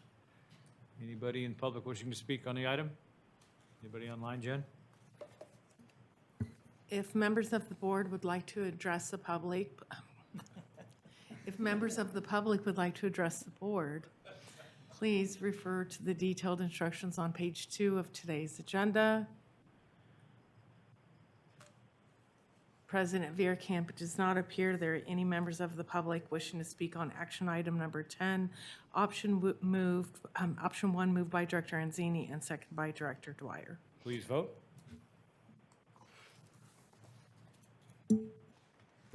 Division 1, 2, 3, 4, and 5 voting aye, motion carries unanimously. Very good, thank you. Thank you, Tracy. Item 11 comes from Fleet. Good morning, I'm Greg Royal, I'm the Fleet and Building Maintenance Supervisor.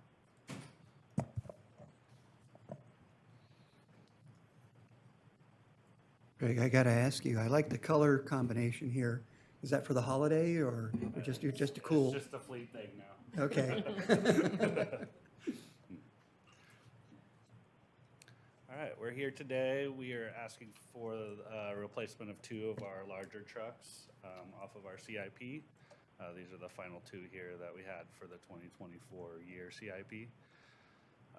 The reason these are after the big package we brought previously is we were out to bid during that process. So now we're here to try to get these ones approved. Next, please. The district uses the 2 trucks that we're trying to replace, which is a vacuum pumper truck, as well as a large water truck for our hydro division. These are very essential trucks for our operations. The vacuum truck itself is for all of our emergency, all the emergencies we have, especially during the winter season.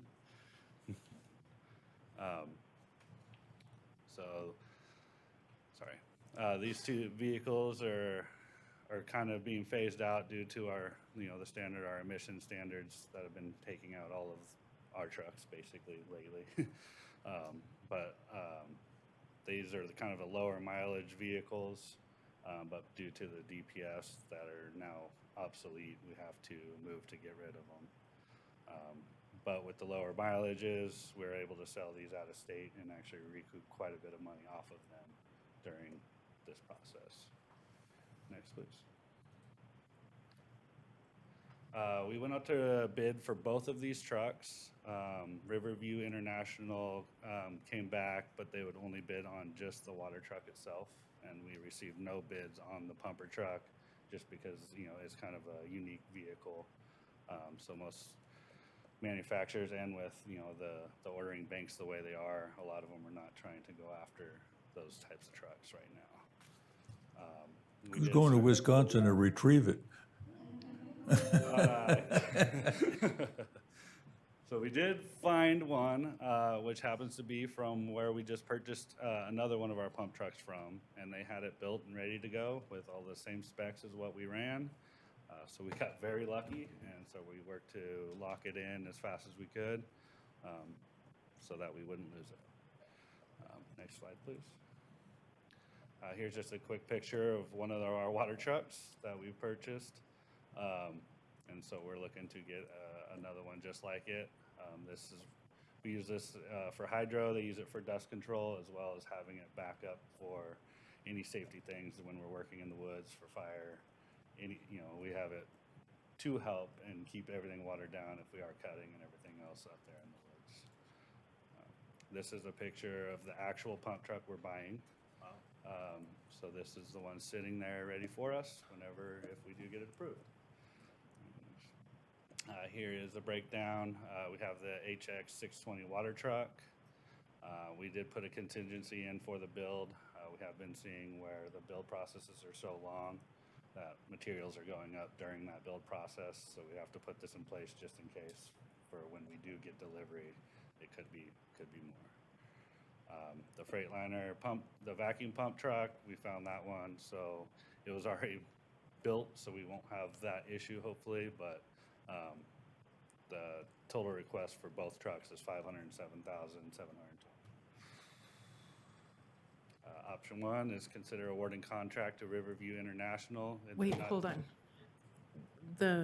What the option is award, I'll read it for you. Award contracts to Riverview International in the not to exceed amount of $257,923, an additional 8% contingency of $23,634 for the purchase of one replacement water truck, and Imperial Industries in the not to exceed amount of $229,163 for the purchase of one replacement vacuum pumper truck, and authorized total funding request of $507,720 for the 2024 Vehicle Replacement Program, project number 24003. Staff is recommending option one. All right. Questions to clarify? Seeing none, what's your pleasure, board? I'll move option one with a comment. Hats off to finding available units. It's getting tougher and tougher and tougher. I had a conversation with Chief Cordero, who is County Fire, and he said they're purchasing a new fire apparatus, and the lead time was 5 years, which is crazy. So thanks for pursuing the leads and finding available trucks. Do we have a second? I'll second it. Thank you. And $4,800 delivery fee. I don't know, that could be a road trip for the board. You and me, Al. Yeah. That's for two of them. Yeah. We can go see a Packer game. Yeah, I knew you would say that. It's in Wisconsin. You may want to get out of there quick. It might turn cold on you. All right, we have a motion, a second. Do we have any public input? Seeing none in the room, do we have any online, Jen? If members of the public would like to address the board, please refer to the detailed instructions on page 2 of today's agenda. President Verkamp, it does not appear that any members of the public are wishing to speak on action item number 11, option 1, moved by Director Dwyer and seconded by Director Day. All right, please vote.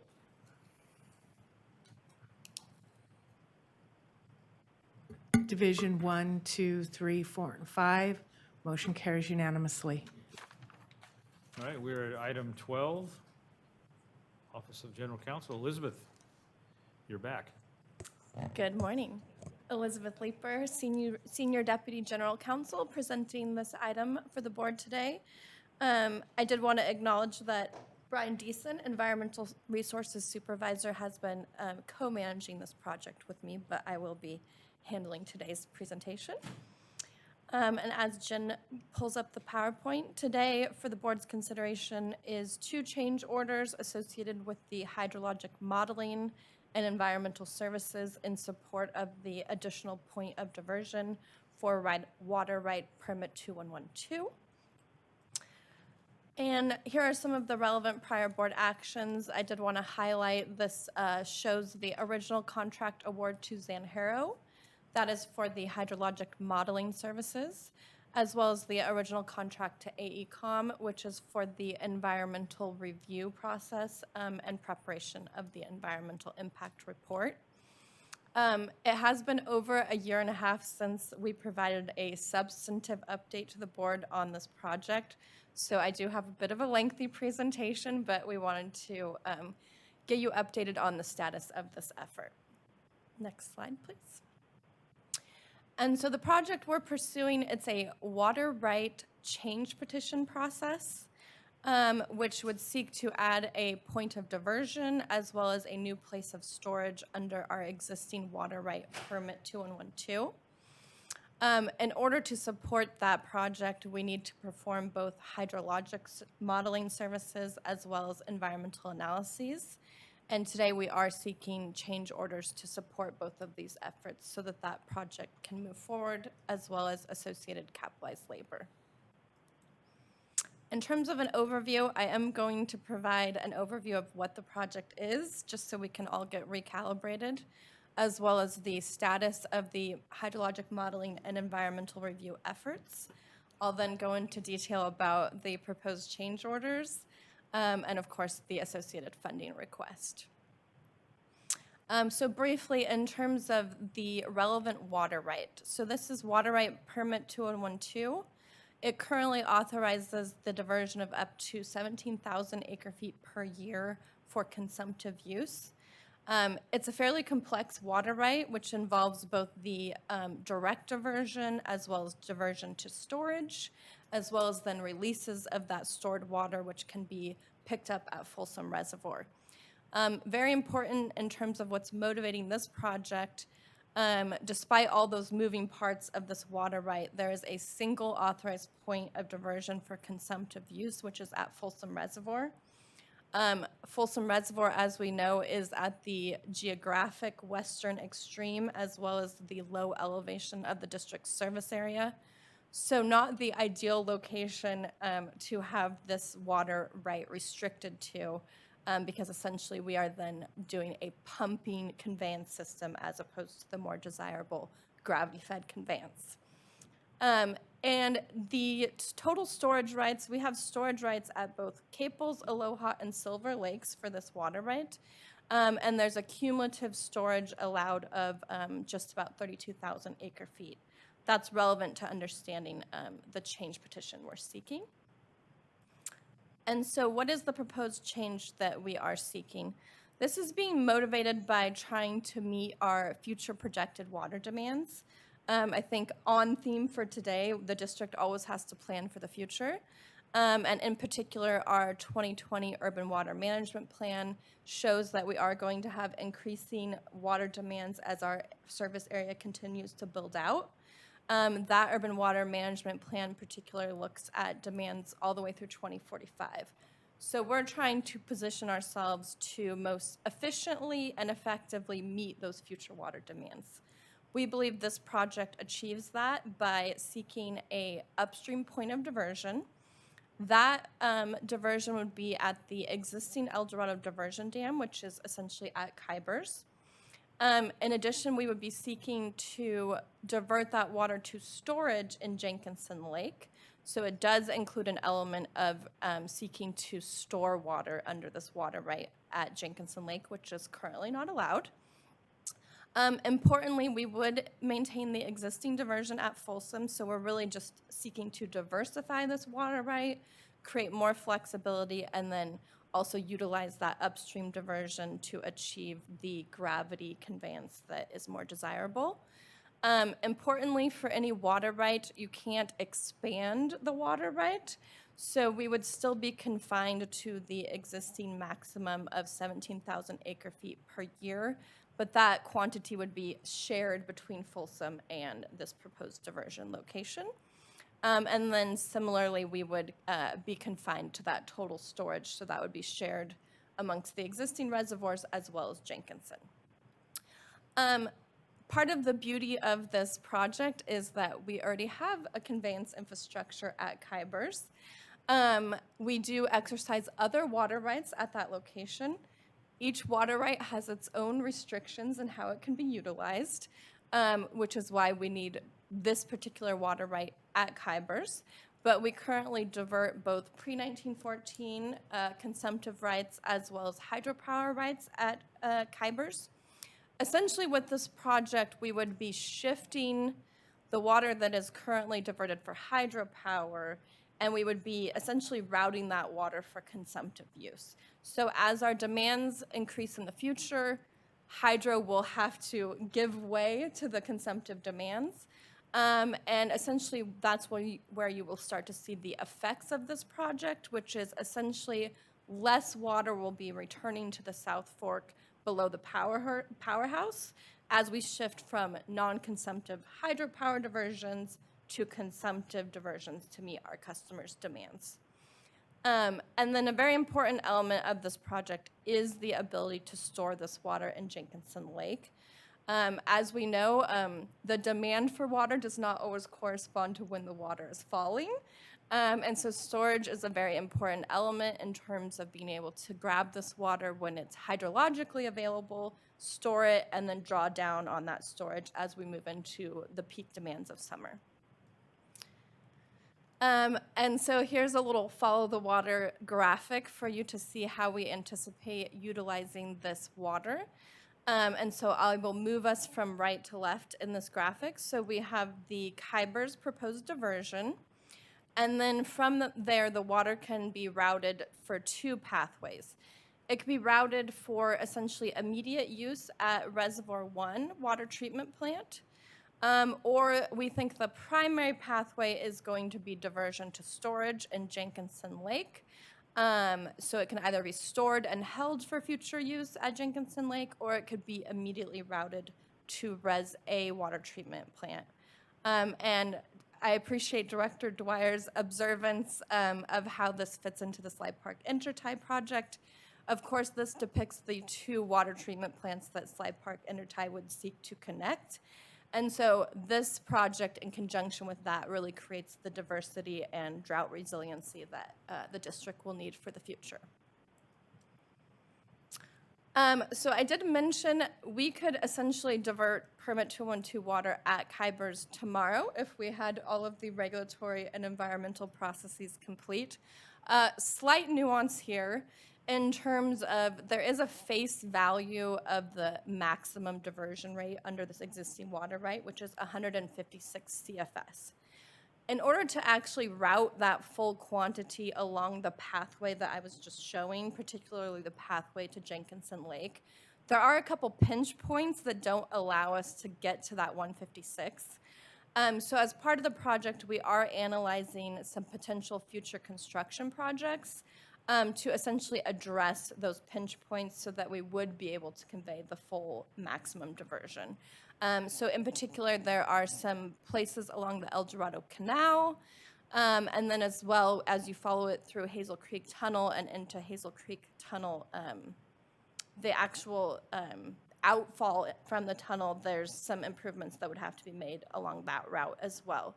So we are going to be evaluating using this water with all of the existing infrastructure as well as the ability to use this water with those improvements. And so that was the project overview. I'm now going to give you an update on the substantive status of both the hydrologic modeling and environmental review, which of course is the subject matter of today's change orders. Hydrologic modeling, it's a very complex process, but it's fundamental to a water rights project such as this. As you can imagine, water rights in California is a fairly sensitive subject. And so to support this water rights project, we need to essentially develop hydrologic modeling that shows how the system behaves absent the project, as well as how the system would behave with the proposed project diversions. So fundamental to any water rights project is this hydrologic modeling effort. And one model is simply not enough for this particular system. So we actually are utilizing 3 distinct modeling tools. We have the HEC-ResSim modeling, which essentially models the system upstream of Folsom. We also have the existing CalSim model, which you've probably heard of, that is utilized essentially for Central Valley Project and State Water Project operations. And then, of course, Folsom Reservoir, often temperature is a very important aspect of the management of that particular reservoir.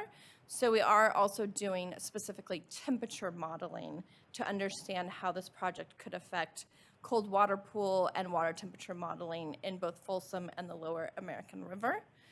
And then that graphic on the bottom is just designed to show you that actually each of these models feeds into the next modeling suite. And sometimes the consequence of that is that you discover things along the way and have to essentially go back to the former model to make adjustments. So just to give you a sense of, they kind of each feed into the next model. So a little bit more detail about the ResSim model. This is where the bulk of the effort has been committed to, in part because we're essentially developing out this model. We did seek to utilize an existing model and essentially build upon that. So there was an existing model basically developed for SMUD's Upper American River project when they were going through FERC licensing for that project. So we thought there was some efficiency in at least starting with that model and then essentially building out EID's operations. So essentially kind of appendaging our operations onto the existing SMUD operations. The good news is we now have a hydrologic model that models the entire South Fork American River watershed. This is hydrology, so all actual hydrology through 2021, which includes the recent drought. And I could go into a lot of detail about what's in this model, but it includes all FERC license conditions, all water rights conditions, all in-stream requirements, et cetera. So we believe that in addition to this project, we think that we will get utility out of this model moving forward because we essentially could test this model against other future projects, other changes in operations, and we'll really be able to see how the system will behave with those future changes. So in addition to the HEC ResSim model, as I mentioned, we then have to follow the water downstream into Folsom. And so we're currently conducting the temperature modeling. I don't have results for temperature modeling today, but I am going to share some of the modeling output for the ResSim modeling. And as I mentioned, each of these models essentially has to talk to each other. So we have had some calibration efforts between the ResSim and CalSim models so that they can essentially speak the same language as we feed one model into the next. So hopefully I've made it evident that the modeling is a multi-step process, very complex, where we essentially build out all of the hydrology that the system has experienced. We then essentially develop what we call the baseline, so essentially how is the system being operated today, which is both SMUD's operations as well as EID operations. And then we have to then layer on top of that, okay, well, how would we exercise the proposed project? What would that diversion look like? So multiple layers. In addition, we've been coordinating with stakeholders as we go along this process. So we've been coordinating with the whitewater rafting community, which of course is very active on this particular river reach. We've also been extensively coordinating with SMUD to make sure that the model accurately reflects their current operations. And so it's a very iterative process, which is why it's taken a few years and why I'm here today for the change order.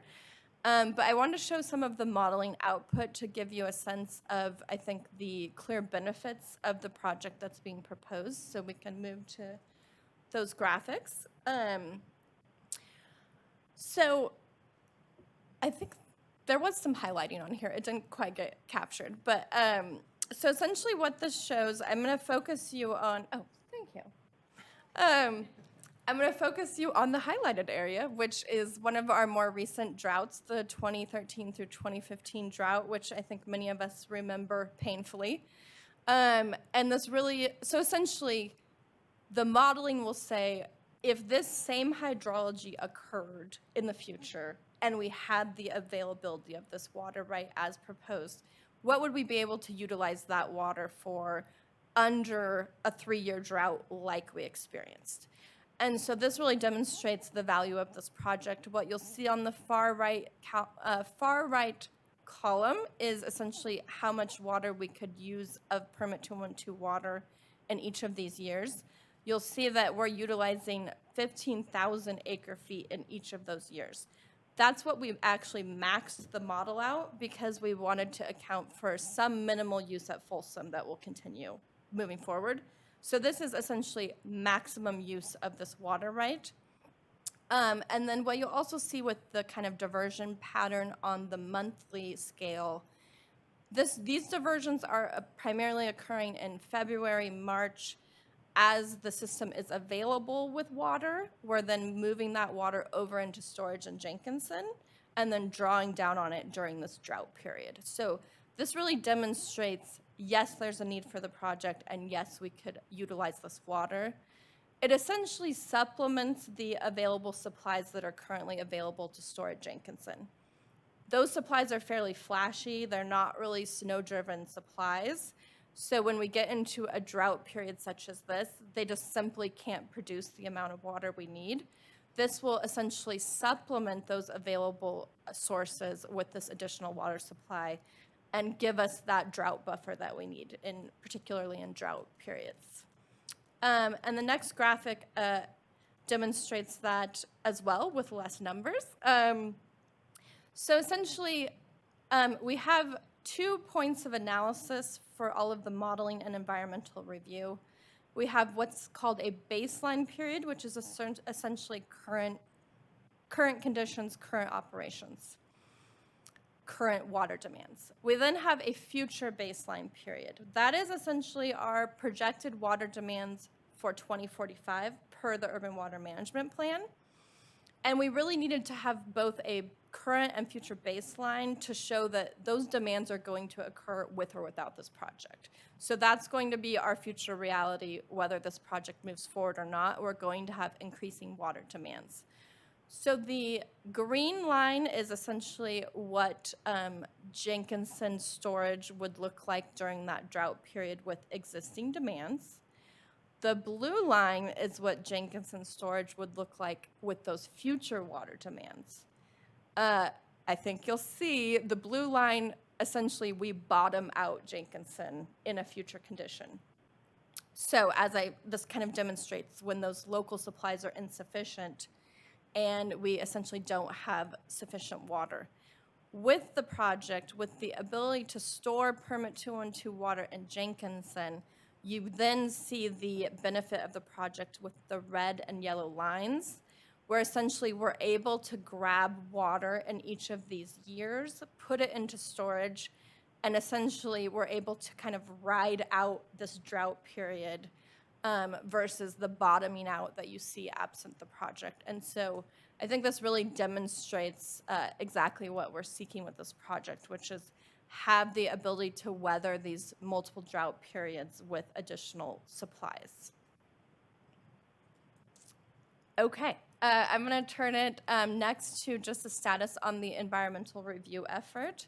As the board is well aware, we have to perform environmental analysis for any discretionary project.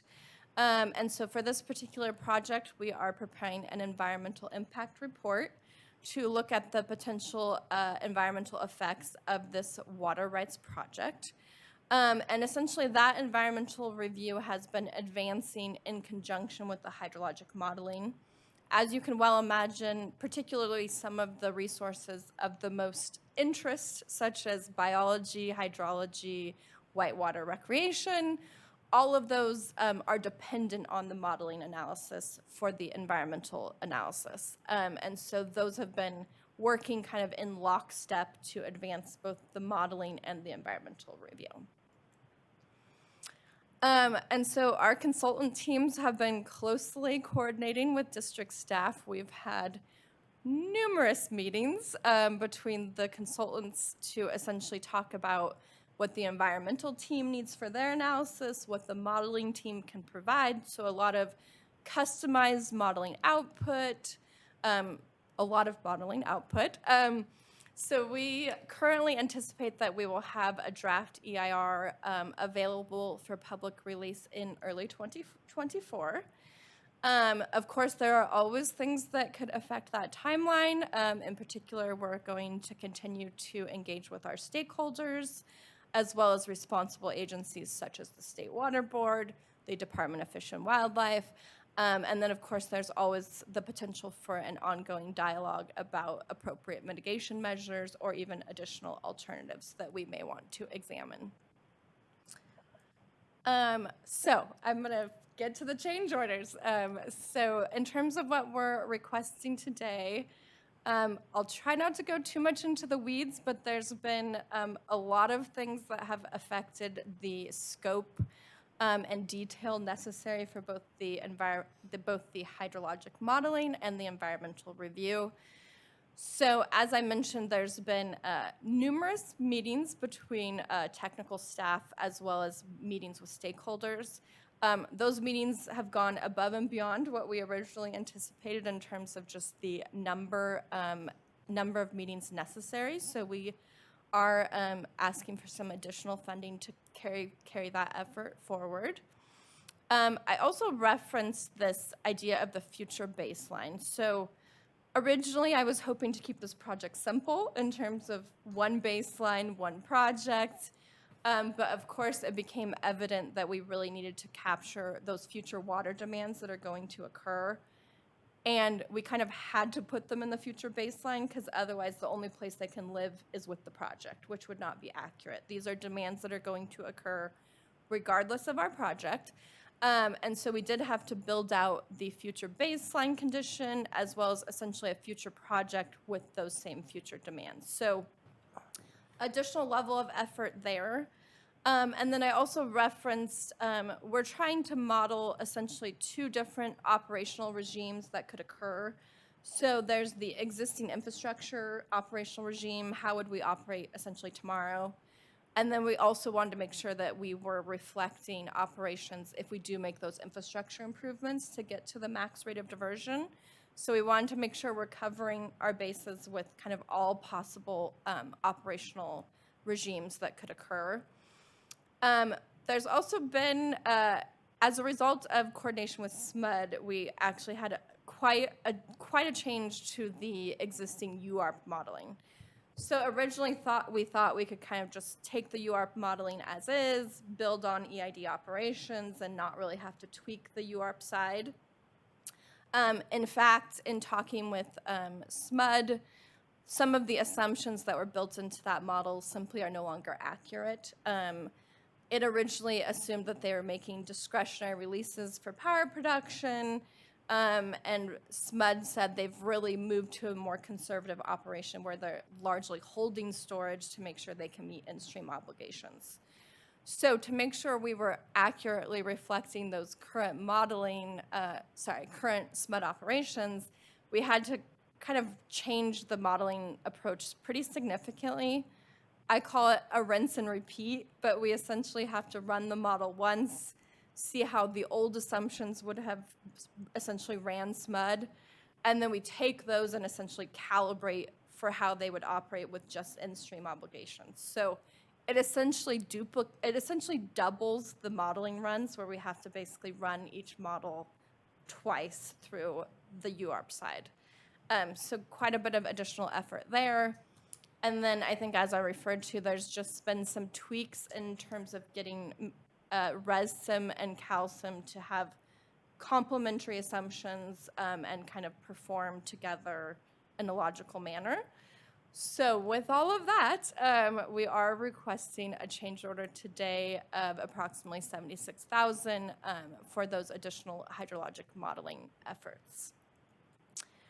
On the environmental review side, kind of similar motivations or factors affecting the expansion of scope on the environmental review side. So this will look somewhat familiar in terms of considerations such as the future baseline, which will be another point of comparison throughout the EIR document. And then there's just been a lot of careful review by the EIR team of the modeling output. So just a very significant level of effort for them to essentially integrate the modeling into their analysis. And so with all of that reflected, we are requesting a change order of approximately $93,000 to continue those environmental review services. And so here is the summary of the numbers. In addition, we're requesting capitalized labor for the ongoing staff effort on this project. And then, of course, in keeping with full transparency, we also are reflecting both the original contract amounts as well as the contract amounts if today's change orders are approved, just so you can kind of see where we've been tracking on expenditures. And so in summary, option 1 is award contract change orders to Zanjero Inc. in the not to exceed amount of $76,044 for hydrologic modeling services, and AECom in the not to exceed amount of $93,265 for environmental services, and authorize additional funding of $25,000 for capitalized labor for a total funding request of $194,309 for the permit 2112 change in point of diversion, project number 16003. Move one. We have a motion, do we have a second? I'll second it, and my compliments to you and to Brian and to your team. It's extremely complex and this was a very good presentation. Thank you, and I know why Brian delegated it.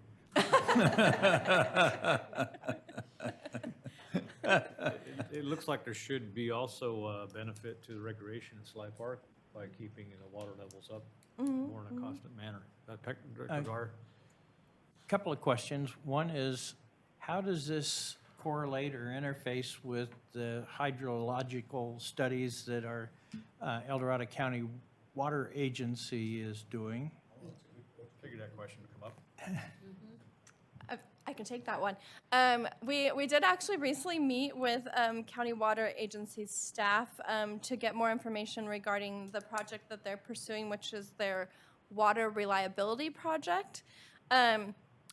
We haven't had close coordination in terms of the development of their model or environmental analysis, so part of the purpose of this meeting was really to share information about each of our modeling efforts.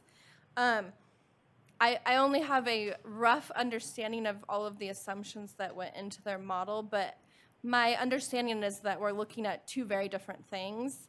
Our model is looking at essentially 2045 water demands within our existing service area to meet, clear water demands that are projected in the urban water management plan.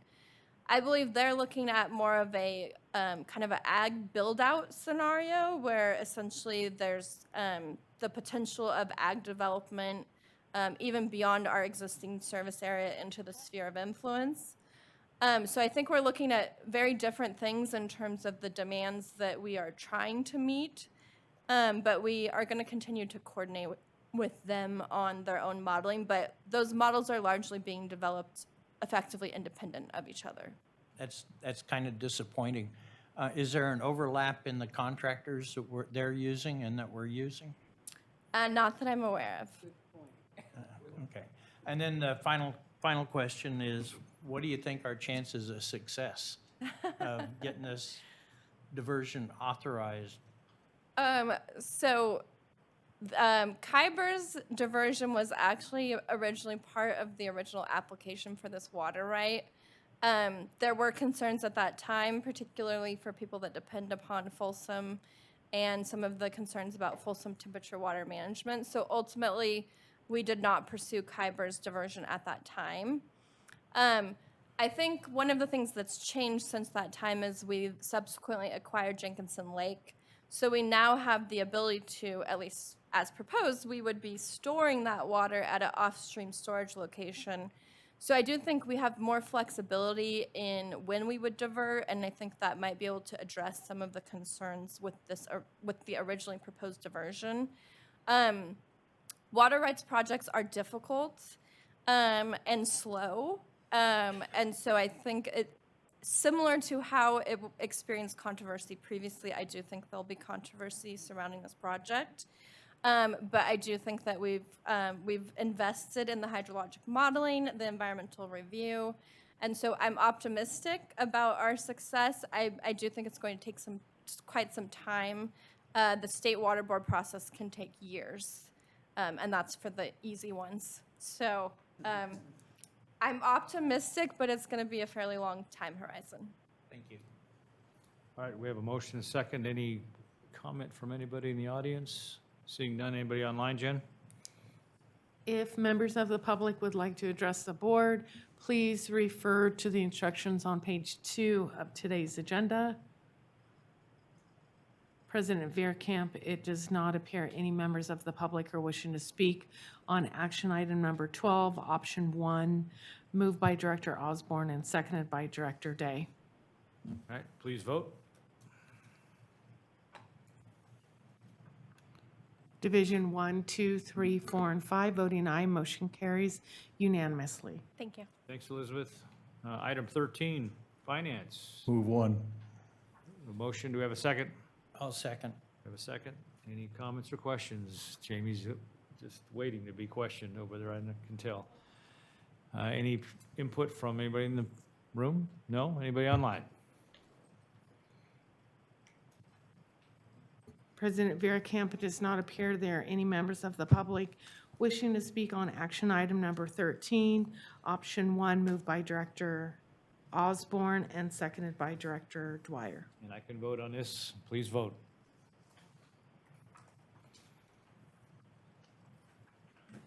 Division 1, 2, 3, 4, and 5, voting aye, motion carries unanimously. All right, we're at that point where we will go into closed session. Council, what do you expect? President Veerkamp, thank you. The board will meet in closed session to consider the matters agendized today as closed session items A and B, and I anticipate that the board's consideration of both items will require at least 20 minutes.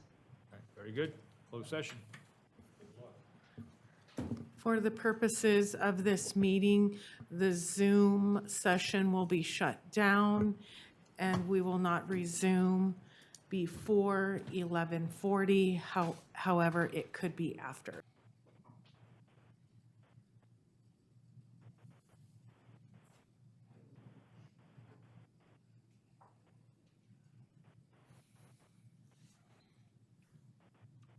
All right, still good morning. We've just returned from closed session. Council, anything to report out? Thank you, President Veerkamp. Yes, I do have one matter. On closed session item A, on a motion by Director Anzini, seconded by Director Dwyer, the board unanimously voted to uphold the discipline proposed by district management and directed me to finalize a final decision on discipline for the president's signature. On closed session matter B, the board met and provided guidance to and input to general counsel, but took no reportable action, and that concludes my report. Okay, thank you very much. Review of assignments. Jen, anything? None today. Okay, I know I need to wrap up 2 evaluational processes, whether either that or we'll hear them on the 14th or whenever you want to schedule them, but I'll have my work done. And a reminder, that's Tuesday, the 14th is our next scheduled meeting, Correct. not Monday. All right, with that, adjourned. You like that? 11:52.